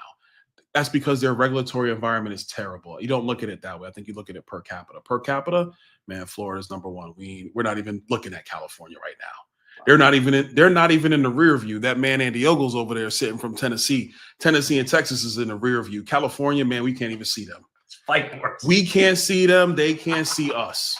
And the reason why they can't see us is because they got lapped a while ago. So you could talk about having the largest GDP, but you got the most people in the country. I mean, duh. That's just, you know, Hey, guess what? You know, we bought the most food. Well, you got like 30 kids. Of course you bought the most food. That doesn't mean anything. Per capita, baby, Florida is killing it. All right. We are the number one state in the country. Sorry, Gavin. But by the way, you did a terrible job, so it's over. It doesn't matter. Final question. Yeah. What is Governor of Florida? That would be President Trump, last 2 years of President Trump's second term, right? Yes. If you're sworn in as governor of Florida, Yeah. how does that relationship work? Now, he came way out of the gate to endorse you. Mm-hmm. How does that relationship work then as a governor working with President Trump? I think for the state, it's really making sure that some of the key, whether it's trade, economic policy, and I will add this in, structural reforms to federal spending. I think from the mantle of Florida, we can help the president and his team basically be the blueprint for how we need to adjust federal spending into the future. There are a lot of conversations around this reconciliation bill that did not get into this reconciliation bill, but they need to occur. And I think that President Trump can really leave the White House being the most transformative president this country ever seen if we really start to tackle long-term spending problems in the country. Yeah. And so I think that relationship, potentially being a governor, talking about how you can rework some of these programs and how Florida can still deliver and help people, being the third largest state in the country, that gives you a model to then say, America, here's what we're going to do. And the reason why we know we can deliver is because Florida's doing it. Boom. Boom. Best state in the damn country, man. And we're gonna Gavin. up. Can't see me, baby. Can't see me. Can we get a rap horn? There we go. Good, we're getting better at that. We're inserting rap horns and cheers. Everybody, shout out to Byron Donalds. Chat, melt it down for Byron. You all know where to find Byron Donalds. Get in there, follow. Let's see. Look at 1.1 in the Millie Club. We went to 1.1. 1.1. I missed that. Look at him go. I missed that. Byron cooking, man. We're gonna save this great land. Timmy B, love you, baby. Timmy B is the best. Love you. Getting all these shout outs to Timmy B. All right, thank you, Byron. We got the great Andy Ogles from the state of Tennessee in the house. Andy, what's up, man? How you doing? Fatigue. What's going on, bro?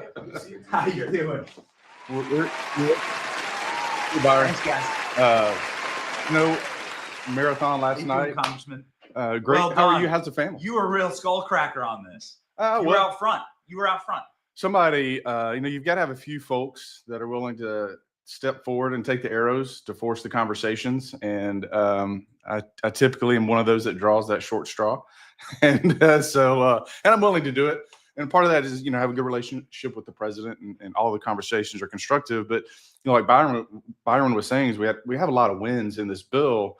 But a lot of those wins were because people stood firm and said, hey, we can make it better. Yes. Like push the tolerance level. Now, it also means that we were voting at like 1:30 in the morning, 5 o'clock in the morning, and we've all had way too much caffeine and no sleep. But hey. You've been up for 48 hours? I did get a nap. And lots of eye drops. Like a Joe Biden style nap. Yeah. No, there were no drugs involved to put me in a coma. Just let the auto pen cook for a while. Well, I mean, that's a whole conversation. I mean, you could do a whole just show on the consequences of, was he actually president? What executive orders were illegal, if not treasonous? Are his pardons legal? It's one thing for me to give my staff permission to sign my signature. But if I'm unaware that they're using it and it's not just a kind of a technical formality, those pardons may be invalid.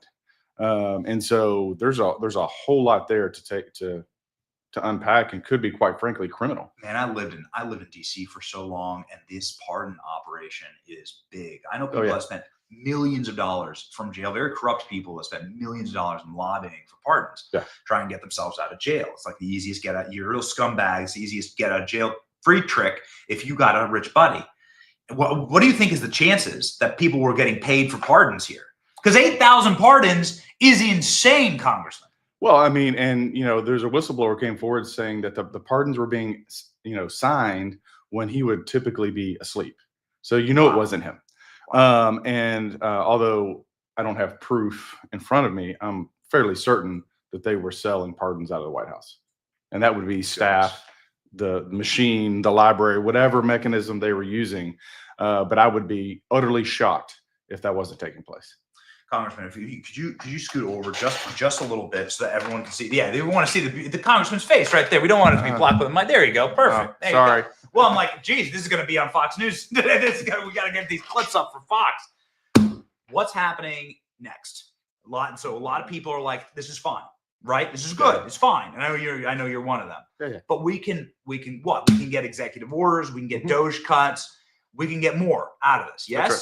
So that was the conversation that we had. This moves the wheels forward, right? So okay. that Get the machine working. That was the request of the president. Is like, give me this first step and trust me. Like, we're with you. I'm with you, the president. And so, yes, we made the tax cuts permanent, which is huge. Secure the border, making that permanent. You're now going to see reverse deportation and migration. And of course, deportation's funded. Yeah, right. Everything. Absolutely. Deportations are funded in this. Yeah, and there's a lot going on in Nashville with ICE and deportations as well. The blue cities, but and then probably not as significant to the entire country, but for those of us that have guns, love the Second Amendment. There's the suppressor. The language for owning a suppressor was changed. It's easier to get. You don't have to pay the $200 fee. The government doesn't take your gun for a year and all the other nonsense that was going on with that. So there's some victories in there. But I think with Medicaid and what Byron was saying is, I think with especially with him as governor, governors can play a huge role in that dynamic and that relationship of, wait a second, we don't need your help. Let's set up a mechanism where a state like Florida, like Tennessee, can be rewarded for spending the money wisely, so that if we're being block granted, whether it's Medicaid or education or road dollars, and we're using it more judiciously, and we have money left over at the end, then we can reinvest that into that same healthcare or roads or whatever, and again, we're getting better bang for the buck. Now, California will piss it away, but that's on them, not us. So Tennessee. You're getting ICE deportation. You're getting deportation to Tennessee. There's a little bit of news about that. Yeah. Can you give us an update on that? So Nashville, blue city, your district, right? Yeah. And so it's like a little bit of friction, right? You got the communist left-wing mayor. Oh, for sure. There in Nashville. And so where's the friction? Where's it going? Where's it headed? All right. So you have some ICE deportation. So Freddie O'Connell came out and basically told his police to report any communications with federal law enforcement. They have a community oversight board of the police department. He was encouraging citizens to file complaints against law enforcement if they assisted in deportations. And then you have a state rep who was literally did an Instagram or video or whatever for 15 minutes where she was following and blocking ICE vehicles. And so we turned that over to the DOJ. I questioned Secretary Noem in the Homeland Security Committee. We talked about this very instance, and then I called for an investigation of the city of Nashville, joint investigation from the Homeland Security and Judiciary Committees. And so we have a letter to that effect coming out shortly. And so, we're going to put, the mayor of Nashville, but all blue city mayors, that if you screw around with federal law enforcement, we're going to come into your community and we're going to hold an investigation. I think it's something that maybe all of us could agree upon. Could we deport the Hawk Tuah girl? I'm not touching that with a 10-foot pole. I mean, that happened on the streets of Nashville. So it would technically be your jurisdiction, right? Actually, Nashville's divided, so I'm going to give that one to Mark. Okay. Congressman Green. They're trying to block the deportation of the Hawk Tuah girl. No, I'm going to. We don't know. Look, if you're El Salvadorian, Trinidad, I got problems with you. Hawk Tuah girl, that is not my lane. All right, Hawk Tuah girl. There's free margaritas in El Salvador. Yeah, all right. And I was just there. That's right. You were in the prisons. So we went down. With APL, right? That's right. Yeah. And so I wanted to see it for myself. The mayor of Nashville is losing his freaking communist mind. So I wanted to go down there and see it. See the facility, see how they were being treated. I went and met with the president of El Salvador. It was an amazing trip. And the backdrop, which you have to understand. He's like a real, he's a real gangster.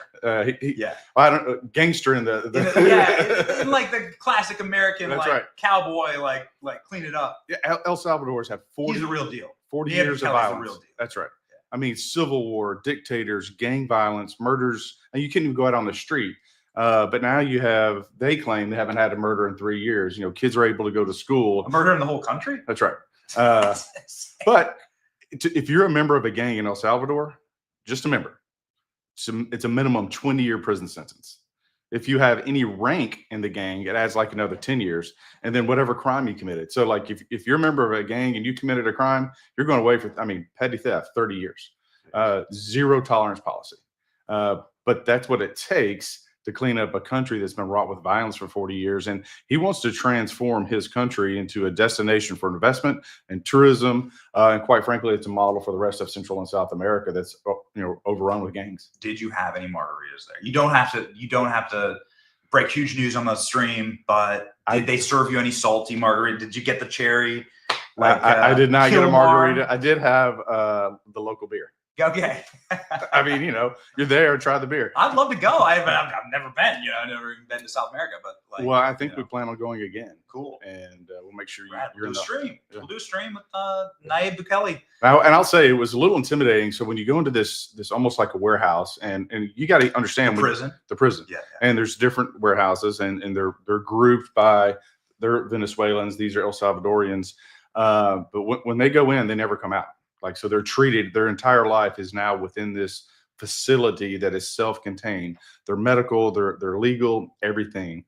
But as we're in there and we're touring this facility, it's an operating prison. Like they're bringing, and each cell they're massive, 75 to 100 gang members in it. And there's, I don't know, maybe a dozen personnel with us in this central corridor. And you're like, man, if they had the wherewithal to just rush us, it would be a crazy 3 or 4 minutes. Now they would flood the zone with personnel and weapons. I've seen those guys. Yeah. But that being said, it was like, oh crap, they're going to open that door. Oh, they just opened that door. Oh wow, there's 100 MS-13, and we interviewed one of the guys who had been deported from the United States, had spent time between Virginia and New Hampshire, and the question was asked, why were you deported, or why are you here in prison? He said homicide. The next logical question is, how many did you kill? He said 50.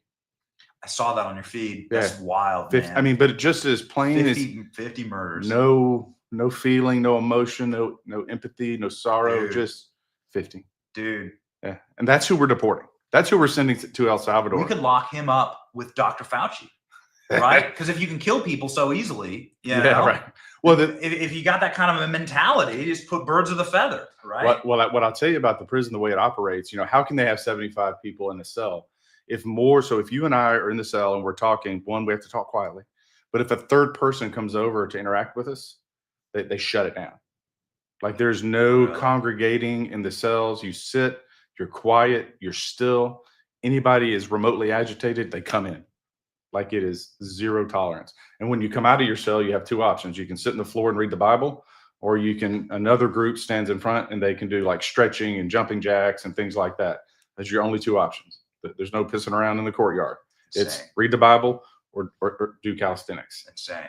I love it as a deterrence, right? It's such a great deterrence from the president. Well, but these are some of the most violent men in the world. Yes. You can't give them an inch, right? And it's a wrong margarita. Right. Dude, that guy got cooked yesterday. Did you see Van Hollen got cooked by Rubio yesterday? Yeah, Rubio just smoked him. We were working on this dang bill, right? That's right. Okay. So close us out here. So give the chat is happy about this happening. Yeah. What can we expect over the next couple of years into the midterms? Obviously, we want a massive Republican majority. We want a red wave in the midterms. First question. What's your prediction on that? How do Republicans get there? How do Republicans not screw ourselves like we do every single time and lose the ball game, right? On the midterms.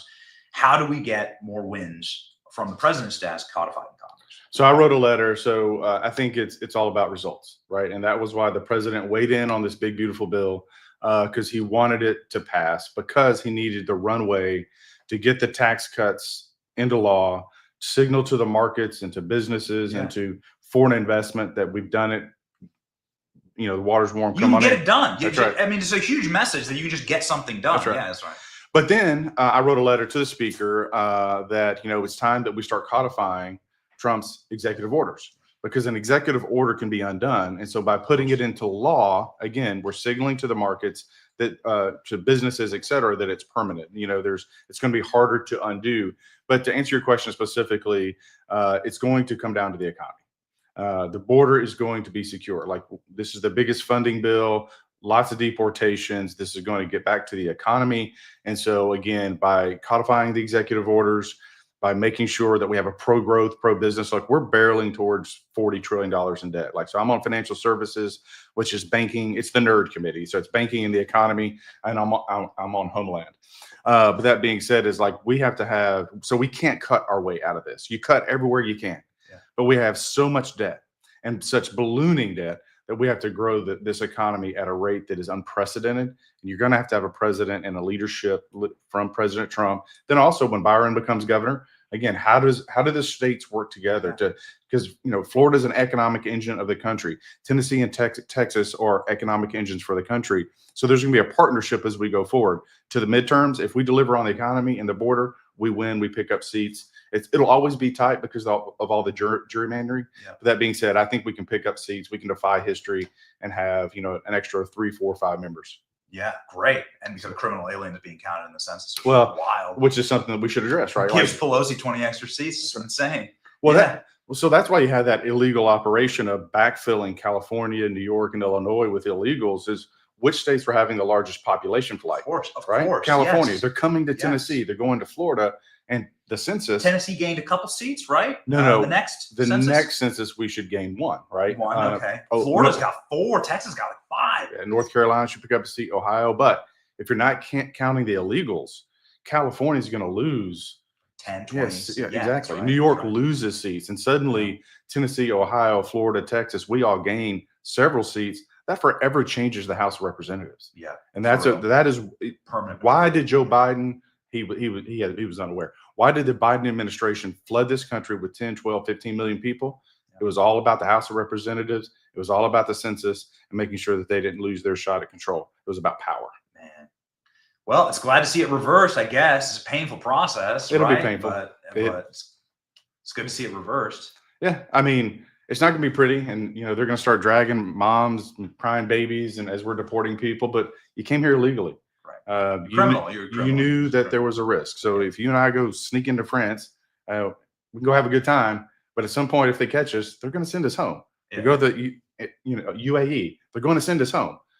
Mexico's immigration laws are tougher than ours. I mean, like, Mexico, really? Like, they can't do anything right. So we can do this. It might be a little bit messy, but we don't have a choice. We can sneak into France, Congressman. They'd surrender to us. All we have to do, we just stand on the border. Conquer France. We can from this. We got a carburetor right here. We just piece it together from Burchett's office. That's right. We can conquer France right now. We'll bring Tim with us. We got plenty. We got a baseball bat. We got a whole wall of Louisville Sluggers here. He'll start telling jokes. Louisville Sluggers, and we could conquer. They'd surrender immediately. Something tells me I'm gonna get banned from France. That's right. Yeah, Macron. Dude.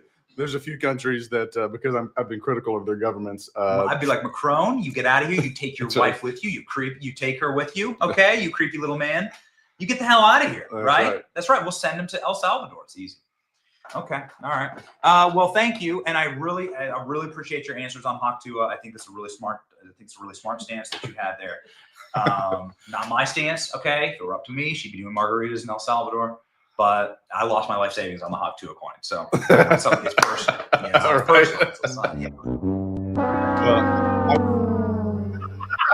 What I would tell the American people is, look, the bill wasn't perfect. We got a lot of great things done, but there's a lot of work to do. And you have individuals like myself that were always hard charging, Byron Donalds hard charging, the Freedom Caucus hard charging. We all have great relationships with the president. Stay tuned. There's much more to come. Fantastic. All right. Bless your family. The best is yet to come, as they say. That's all right. right. Thank you, Congressman. Absolutely. Very based. Very based. Awesome job. Nice to meet you, sir. Pleasure. Amazing. All right. What up, chat? Thank you, Congressman. Cool. Back in the Burchett chair. Oh, man. All right. Ladies and gentlemen, what do we do on this show? We are always going to be honest with you. We're always going to like let her rip. We're going to do our very best to bring you. We had no, as of 1 hour ago, we had no idea that we'd have any congressmen or be doing any of this. So we just like let it rip. Sometimes it's a little messy, right? Sometimes it's like, well, I don't have the script in front of me and so on. But we make it work, ladies and gentlemen. And we are here to bring you along with the process, right? So here we go. Donald Trump nuked a reporter yesterday. I just got to get to this. There's a lot going on in the world, and we actually do have to get on the horse to the White House because we're due at the White House here in like 1 hour. So Donald Trump nuked a reporter yesterday from inside of the White House. It was a thing of beauty. Dude, this is a real scumbag named Peter Alexander, who, in the face of demonstrable evidence of white genocide in South Africa, decided to be like, but you got a plane from Qatar. And Donald Trump, well, we could talk a lot about deporting Hawk Tuah. Donald Trump straight up deported this reporter in the White House. Let's freaking go. What are you talking about? You know, you got to get out of here. What does this have to do with the Qatar jet? They're giving the United States Air Force a jet, okay? And it's a great thing. We're talking about a lot of other things. It's NBC trying to get off the subject of what you just saw. You are a real, you're a terrible reporter. Number one, you don't have what it takes to be a reporter. You're not smart enough. But for you to go into a subject about a jet that was given to the United States Air Force, which is a very nice thing. They also gave $5.1 trillion worth of investment in addition to the jet. Go back. You ought to go back to your studio at NBC because Brian Roberts and the people that run that place, they ought to be investigated. They are so terrible the way you run that network, and you're a disgrace. No more questions from you. Go ahead. Go ahead, talk about that. His name is Peter something. He's a terrible reporter. Quiet. Let's go. Thank you so much. President Trump, and it is also from EMC. Alpha. We had our whole Trump block set up. I'll just talk you through it. So at 9 a.m. this morning, they passed the bill at 8. At 9 a.m. this morning, I call ALX. I'm like, I'm in D.C. Let's just go to a congressman's office. ALX is like, sure. What about Burchett? He's based. And I was like, yeah, great. We text Burchett, and he's like, come on down. And then we come on here. Little did I know we'd have 4 other members of Congress see the stream live, see you, see the chat rolling, and be like, let's let her rip. Hold on. Benny's in Burchett's office. Let's go. And so we had no idea. So anyway, we just thank you. We just nothing but heart. We even have a hearts from Burchett. Burchett did the hearts out to the chat. We're just going to let her rip. Sorry for the unstructured show, right? We wanted to do a whole block on Trump yesterday, BTFOing the South African president. We have one more excellent clip where Donald Trump, who is standing there in the face of an entire group of mongoloid journalists like Peter Alexander there from NBC, they don't want to acknowledge what's happening in South Africa because they want it to happen here. It's their dream. Their dream would be to create sectarian and racialized violence in order to have permanent power. This is what they're doing. This is the model in South Africa. It's why what's happening with immigration and open borders is happening. It's their goal for the country. They want to destroy this place as they've destroyed South Africa. Do you know that in South Africa there are more? But Benny, apartheid was bad. Listen, I believe that racist laws are bad. I believe that. Okay? Put them up to God, judge them that way. I believe that's bad. Do you know that there are close to double the number of race-related laws on the books in South Africa today than at the height of apartheid? Now, obviously, the evidence of the attack on what's called the white farmers in South Africa, Elon Musk's family, is very prescient in this White House. And it's the first president ever with the stones to just straight up call it out. It's a total evil. I mean, this is what the left would call social justice. This is what the left would call ending of systemic racism, which is what you have in South Africa. restorative justice. This is what's happening, but it's happening in reverse. You see, to have to admit this would have to be to admit that the whites are a victim class in South Africa. And they wouldn't be able to do that's incomprehensible to the left, right? It destroys their new religion. Even though it is, of course, ethically and morally right. So, of course, what I am in favor of is all men are created equal, which is, of course, the laws of this country. But that's not the laws of South Africa, and Donald Trump roasting the South African president to his face with news articles. So we played you the clip of him saying, turn the lights off here in the Oval Office. We just got to get to this one because we're going to go to the White House right now. Maybe it's still that seat is still smoldering, right? Here's Donald Trump showing the actual evidence to the South African president in real time. Go. What would you like President Ramaphosa to do about the situation that we've just seen on the screen? I don't know. Look, these are articles over the last few days. Death of people. Death. Horrible death. Death. I don't know. But you know To pick anyone, white South Africans are fleeing because of the violence and racist laws. And this is all, I mean, I'll give these to you. So when you say, what would I like to do? I don't know what to do. Look at this. White South African couples say that they were attacked violently. And, President Trump, when will you go and see for yourself if it is? well, I could do that. Look, here's burial sites all over the place. These are all white farmers that are being buried. And he asks about a jet that was given. You ought to be ashamed of yourself. You know, you are so bad. You're such a bad reporter.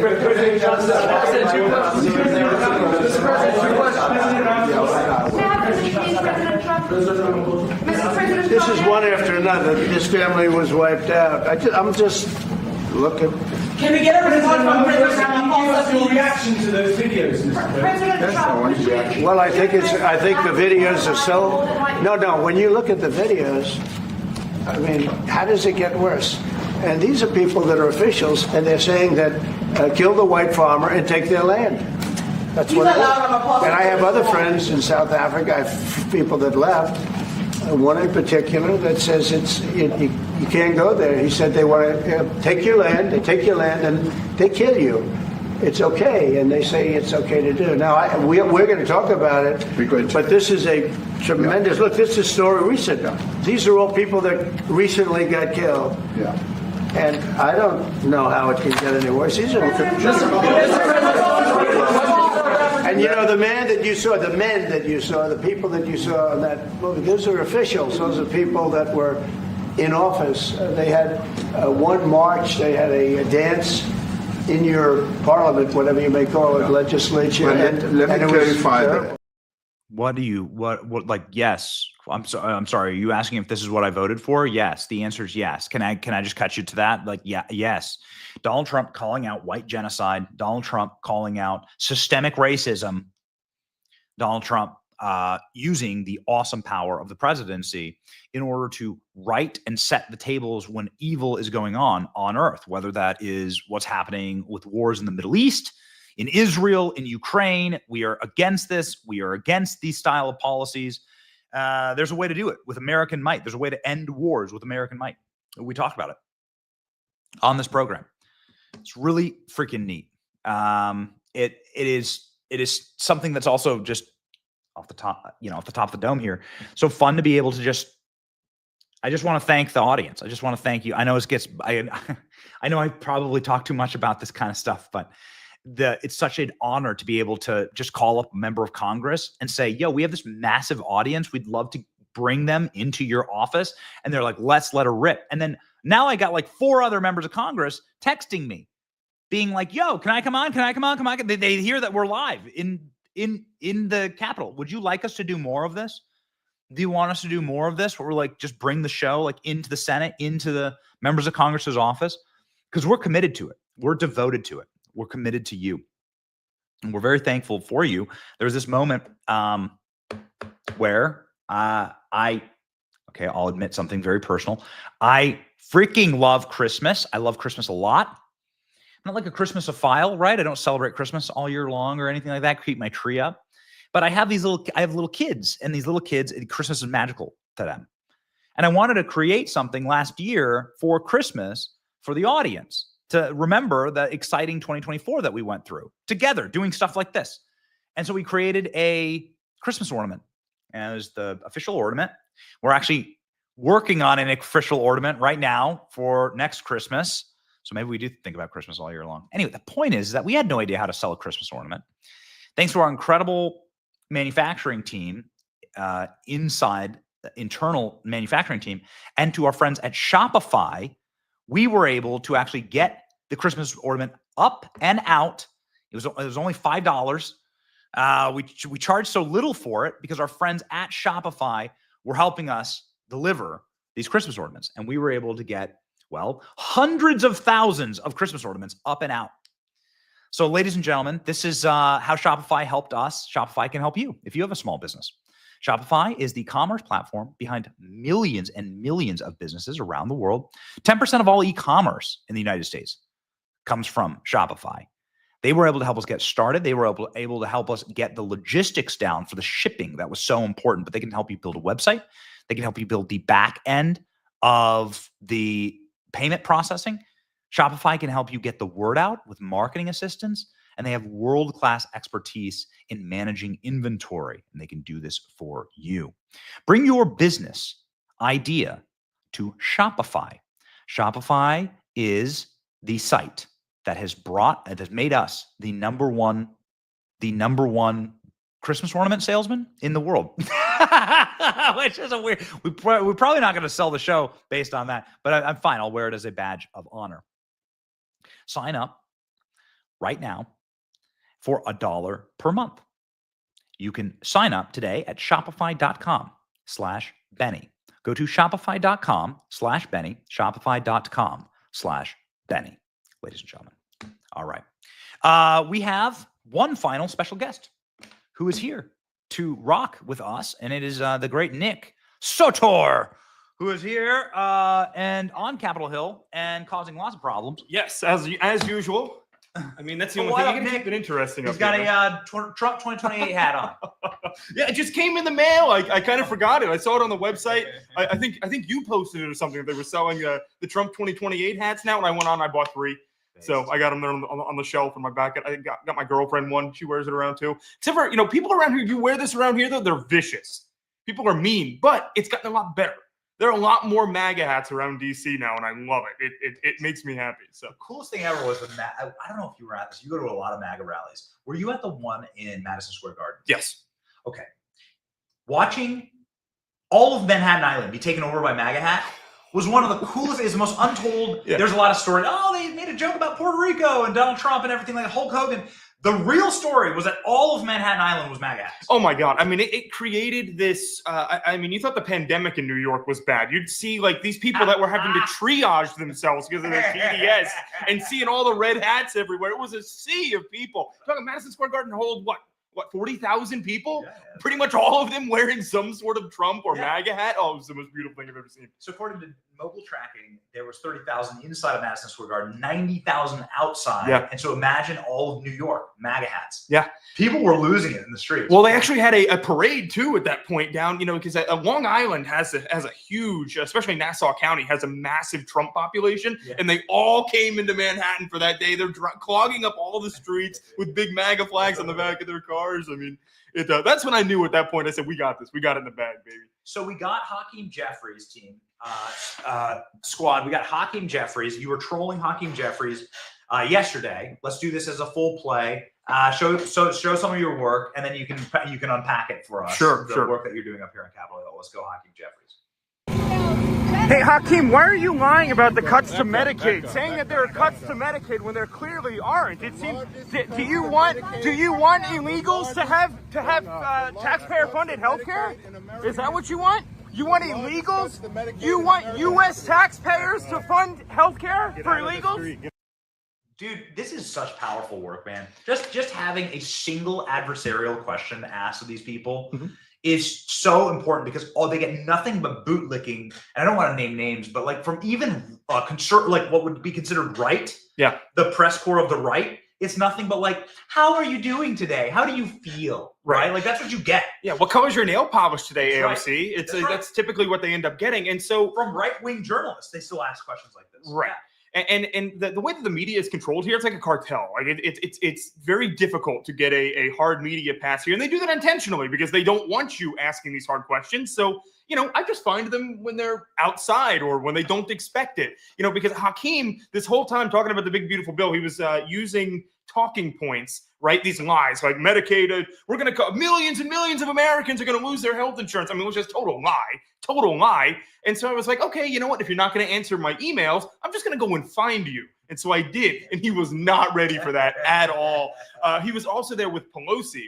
And but Pelosi, they had, after the team was tipped off that I was there, they set up like barricades to keep her in. And they had a perimeter of people surrounding Nancy as she hobbled back to the car so that I couldn't get anywhere close. They had the Capitol Police bring their bikes out and build a wall just so I couldn't ask Nancy Pelosi any questions as she hobbled to the vehicle. So we had a series called Walls Across America, and Nancy Pelosi has some of the best walls ever around her many mansions. She's amazing. Multiple mansions. She has great walls. Right. The envy of any Donald Trump property would be Nancy's wall.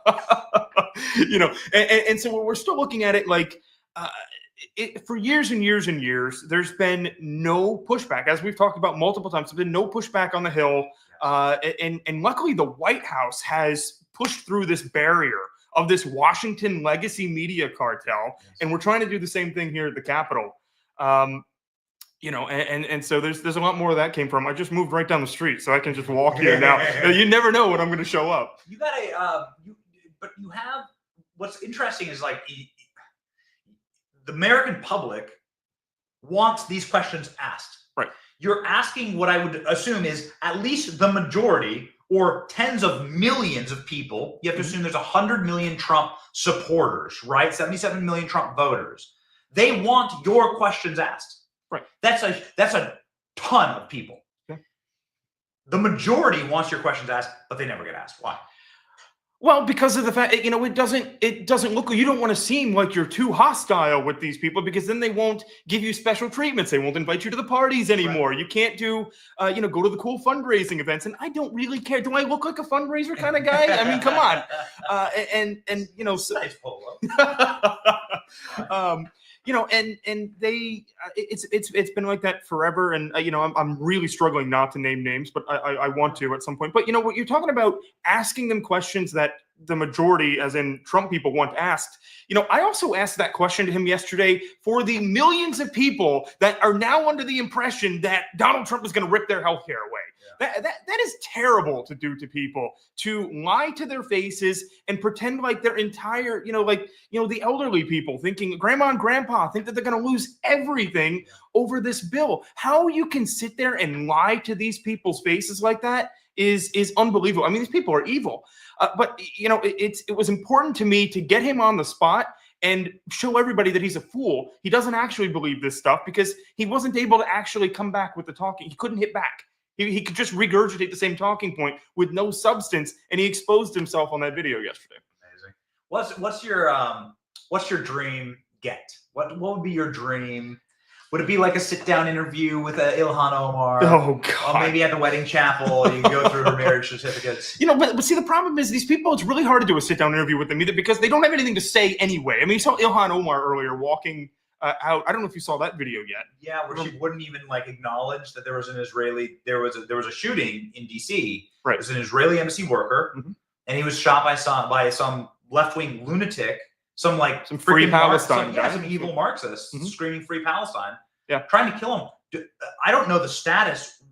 They were in hospital last time I heard the status. Of the people who were shot? Yes. They are both dead. Both Israeli diplomats, it creates a very, very scary environment for what could possibly come of that. But we've been talking about this on the program. We've been talking about this because James Comey is sitting there calling for assassinations. Yeah. And that the left has resorted to their factory setting, which is kill everyone and take power, which is what they always do. Yep. Yeah. Now you've got, and I'm not going to say exact. So there was probably watch what I say here, but there are some people that I worry about. I see how they get around some patriots that most of us here would love. I see them get around, and I look at these security vulnerabilities with them, and I'm like, it could be them next. And these are big targets, and it scares the hell out of me. Bro, Christy Nome just got her purse snatched. Yeah. Yo, if you're that, if she had like a bunch of money in the purse and her badges. I want to know if he knew that it was Christy Nome's purse. I mean, it's an illegal alien, which is unbelievable. Yeah. But the irony of that aside, if you're getting that close, women don't leave their purse. He was getting within the bubble for Christy Nome. There's no doubt. If you're snatching her purse, then you're getting very close to Christy Nome. Maybe she leaves her purse when she goes and talks to somebody, but it's not far away. Yep. You're that close. You're able to steal from her. Man, that's a huge security failure. I actually was able to. I go to a lot of restaurants around here specifically just to see who goes there. I scope them out and see. That's because sometimes I use that to get people. Sure. But I was up at one of the restaurants near the White House, and Christy Nome was sitting there at the table. This was the weekend before. Wow. She got her purse stolen. And I was able to walk right up to her and just shake her hand. We sat there and chatted for like 2 minutes, and so I worry for some of these officials. People don't realize that they are genuinely putting their lives on the line to do this. That's right. That's a great point. And that takes balls, I guess. That's an awesome point. Yes, you're right. They are. They're genuinely putting their lives on the line to come into. This is beyond enemy territory. This is a city that is controlled by Mark. You can feel it the moment you land. It's like the city is controlled behind enemy lines. Yes, by Marxists. Yeah. So okay. It's crazy when you talk about Christy Nome because she's in charge of the Secret Service. She has the highest level of Secret Service protection. Right. And we've traveled with her, and I'm not trying to knock anyone. I feel like they do need to. I feel like they do need to bulk up a little bit of that protection. I don't have a lot of faith in the Secret Service, and I don't know if I've ever told you the story. I've never actually shown the video, but I was able to at one point when I was in Hawaii with Joe Biden. I was able to accidentally. I breached the perimeter, and I ended up in the bathroom with Joe Biden. And I was at that point, I threw my hands up and I surrendered. I was like, I am not supposed to be here. And so I walked out with the Secret Service, and but we never, at the time, and I feel better talking about it now, but it was at the time, it was okay, we're not going to do anything to you. Just let's not talk about it right now. Let's agree to not talk about it right now. And so I think I need to probably publish that. I have the whole thing on video.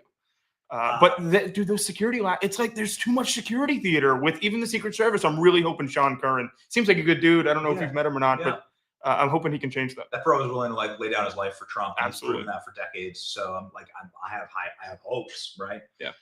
That's crazy. That's my nightmare. My nightmare would be being trapped in a bathroom with Joe Biden. A literal nightmare. The smell in there. I can't get that out of my head. I'm creeped out. I'm thinking about it. It's terrible. All right. So, but who's okay? So final question: who would be your favorite get up here on in comp? If the elevator doors close, who? Oh, and I was stuck in an elevator with somebody. Yeah, what Democrat member would it be? Oh my God. I mean, I've already done AOC. Well, let me take that back. I have not. I've talked to AOC. Phrasing. Don't clip that, guys. Phrasing. And but she's an absolute wacko. And she actually falsely accused me of assault and stuff like that. Let's see. If I could get into an elevator with somebody, probably would be on the Senate side. I like when people will actually talk. There are a lot of these Democrats that just don't have anything to say, and Jeffrey so they just to you. Jeffrey did. He was like, hey, I would love, which is good. I want to talk to Cory Booker. Because that dude, I don't know if he's high on coke or whatever he does. I don't know. He was sniffing a lot during that whole 16-hour bender that he did. That's weird. I would love to be trapped because that dude will talk. He'll just go and go and go and go. I wonder if you could have crashed that in your Trump hat. You're talking about his live stream that it was. Dude, I'd love to. They probably had security around him. But that live stream, I wonder if you could crash it on the steps. So I walked over there. Is that we were talking about on the steps of the Capitol? They're just sitting there. Him and Hakeem were there. Goofy. Yeah, they actually, that was a controlled perimeter. You couldn't just walk up to it. But they astroturf all these things. These people didn't just show up organically. They blocked off the entire area and let specific groups in that they bust in. I tried to get in. I couldn't get in. If I had a hard Capitol pass, I could though. So maybe one of these days. Maybe next. Okay. All right. Maybe next sign of I bought a megaphone too. So just for that situation. Right after that, I went back and bought a megaphone. A sign of things to come. All right.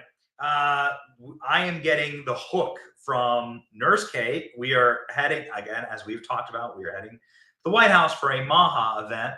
And so we are ready. We are freaking ready to cook here. Thank you, Nick, for your incredible work. Can we pop up Nick's social? Make sure that everybody is locked and loaded and ready to support Nick. There we go. All right. Look at that. So close to 1 million. You're getting there. So close. Thanks, bro. Appreciate it, Benny. Let's do our verse of the day here. All right. Verse of the day. Pop it up on screen, Klein. I don't have the script in front of me. Here we go. From Joshua 1:9. Good Joshua verse. Have I not commanded you? Be strong and courageous. Do not be frightened. Do not be dismayed. For the Lord your God is with you wherever you go. It does absolutely feel like that, doesn't it? It does feel like God has. Doesn't it feel like God has saved this country from absolute peril, especially like that we were teetering on the brink? It really feels like it. It feels like we were on the brink of something horrible and beyond, going beyond the pale, as they say, right? Like lost in the fall, like lost forever. And that God stepped in and saved us. It does feel like it feels like that to me. I don't know about you, but I have a feeling if you're in this audience that you feel like that as well. So we're just going to celebrate that. And we're going to say, well, what does the verse say? Be strong and courageous. Let's do those things. Don't be frightened. Be worried about these things. Like go celebrate when something good happens, and when something bad happens, double down and keep fighting. And that's what we've done. Fight, fight, fight, as they say, right? Keep fighting. Don't be frightened. Be strong and courageous. We've seen a lot of that this year. Ladies and gentlemen, it's your boy Benny from up here inside of Tim Burchett's office. We have a special Tim Burchett office tour for you. I'll leave you with if you've watched for this long, I can't believe we've done almost 2.5 hours just from Tim Burchett's desk, but here we go. We're just going to let it rip. We're going to leave you with a Tim Burchett office tour that was filmed by Nick. Tim gave us a whole tour of his office. Chat, let me know. Klein, we got that? Let me know that we got that ready to go. Okay, good. It's your boy Benny. We'll see y'all at the White House. We'll be cooking there too, so stay tuned, right?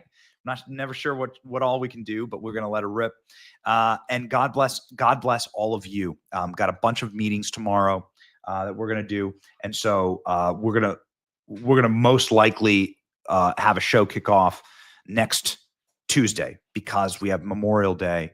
We're gonna have Memorial Day for the families and set that aside. But then we'll be back next Tuesday. Or if a ton of news breaks tomorrow, then we're just going to cancel a bunch of stuff and go live. We're here for you. We've got some fun stuff. We've got some other fun meetings cooking up here. Okay, all right. It's so fun to take you with us. Please enjoy this exclusive tour of Tim Burchett's office that we filmed just for this show. Hearts out to the chat. Love you all. It's your boy Benny. Let's march on to victory. See ya. What's up, guys? We're here in the Capitol with the legendary Tim Burchett. He's going to show us an office tour. Right on. Let's go. 1122 Longworth. My little girl told me, she said, look, Dad, if you ever forget the numbers, just take the first two and double them, and you get the last two. And I thought, she's a freaking genius. Easy peasy. It's better math than most people in Congress. Here we go. This young lady, she answers the phone for us. She's wonderful. Callie back here, she does all the crazy stuff. And I said, Kelsey's right here. And Kelsey's my chief. She's out. She's back there doing something. Little map of the great state of Tennessee. This wall was given to me, it's on loan actually, from the Museum of Appalachia. Lamar Alexander had it in his office. And when he left the Senate, he wanted me to have it. It's cool stuff. My favorite, of course, is the fish gig. And, it's just stuff people made up in Appalachia out of just what they had. And it's really cool stuff. And they got the banjo with the stuff. And yeah. That guy's almost old enough to run for president as a Democrat. Yeah, he's probably 42 back then, though. that's all over the district right there, the dams. And Blunt County Courthouse, I got an office up there. And then big Neyland Stadium. Y'all need to come down there sometime and I'll we'll go to the game. It's a lot of fun. That's where I met my wife, actually. 106,000 of my best friends. This is where the magic happens. This is my bat collection as I sit on the pine, ride the fence. I mean, not the fence, I ride the bench. And I don't do too much on, a lot of these guys, they spend a lot of money on their dadgum office. I don't care. I want people to be able to come in here and feel at home. Here's some, I sleep in my office, and here's my stuff. My purple quilt, my mama made that for me before she died. Purple's my favorite color. It's color royalty. It's just stuff. Everybody's got a dadgum challenge coin. I'm pretty sure that the custodians at Capitol Hill have a dadgum challenge coin. Everybody tries to get me to do one, but I don't. It's a veteran thing. I'm not a veteran. Daddy, of course, fought in the Pacific, Japanese. And there's a picture of me and the speaker, and on the cover of the Wall Street Journal, which was pretty cool. You sleep here? Is this your bed? Yeah, that's my bed. I sleep on that couch. My best friend Chris Haggerty gave me a phone. There's foam behind there. It's like a memory foam. I spread it out. We got to get a longer one because I'm about 6'1", and that's about 6 feet. So I kind of hook up. But honestly, I sleep better here than I do at home. It's like when I lived in a fraternity house. I always wanted somebody to come break a bottle outside my door every night so that, I'd feel at home, when I was home. But anyway, it's just, I guess because the dogs don't have to go out and pee when I'm up here. This is a massive scandal. Look at this auto pen. Auto pen, yes. Massive scandal. Many a pardon has been done on those. Anyway, this is the most valuable Biden staffer. This is the action right here. This is everybody. Y'all say, hey, Penny Show. How's it going? This is my crew. Wow. They're all working, and they make me famous. These other staffers of yours? These are my ladies. These are ex-wives? Yeah, me and Jeff Bezos. I met him at the freaking inauguration. Yeah, I walked up to him and he thought I was just some redneck, which I am. And I pulled my Carhartt back and he saw oh, hey, Congressman. And I was talking to him about capitalism and stuff. We had a great conversation. And then I said, oh, ma'am. I said, all my buddies, a bunch of my buddies had texted me, said, man, you got to check out Jeff Bezos' girlfriend, man, And I was like, dude, whatever. And so, she's wearing some exotic clothing or something. I don't know. Yeah, she caused some problems. Yeah, well, she caused some drama. And then I said to her, ma'am, all my buddies back in Knoxville were telling me just how attractive you were. And man, she just pushed Bezos out of the way, and she come up and shook my hand. And then I invited Bezos to Knoxville to the Mexon. It's the Mexican restaurant that's attached to the Exxon. That's what that's the Burchett's call it. It's really Don Jose's. Oddly enough, the manager's name is Jose, but it's not named after him. Anyway, and I told Bezos, I said, but if you come to Knoxville, I said, you better bring your checkbook. He said, what's that, Tim? I said, because the dadgum margaritas, they went up to $7 a piece on them. And he thought that was the greatest thing in the world. He said, man, we're gonna hang out or something. He got my card. So anyway, I got that going. You and Dr. Evil. Yeah. Look at this. Look at this. Absolute scandal. All right, everyone. That's the full tour. We're going live. Tim Burchett, what a legend. Congressional Cribs. That's what we're going to call this series.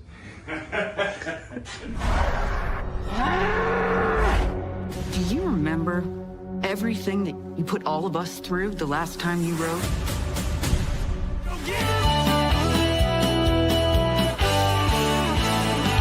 That gum, that gum, that gum. That gum, that gum, that gum.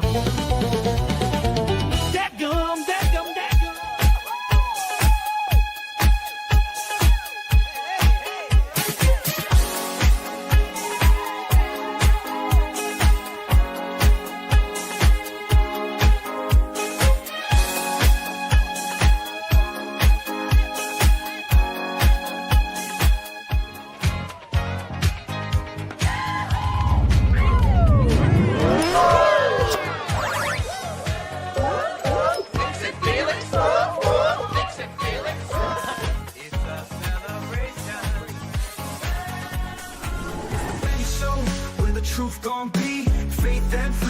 your TV screen. Stand up strong, battle through the night. The Benny Show's here, bringing liberty to light. From the speeches to debates, Benny sharp like a blade. Cutting through the lies, watch the truth cascade. With the warrior's heart, this man never fades. You know it's prime time when Benny invades. From saving the nation to stories untold, the Benny Show's a storm, see the truth unfold. Stay in the loop, let freedom take hold. Salting all the libs, soul never sold. It's the Benny Show, where the truth gon' be. Faith and freedom on your TV screen. Stand up strong, battle through the night. The Benny Show's here, bringing liberty to light. Liberty to light. Bringing liberty to light. Liberty to light. Bringing liberty to light. From the speeches to debates, Benny sharp like a blade. Cutting through the lies, watch the truth cascade. With the warrior's heart, this man never fades.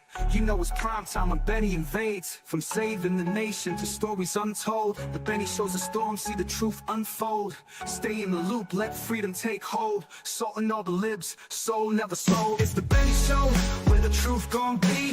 Faith and freedom on your TV screen. Stand up strong, battle through the night. The Benny Show's here, bringing liberty to light. Bringing liberty to light. Bringing liberty to light. Bringing liberty to light. Bringing liberty to light.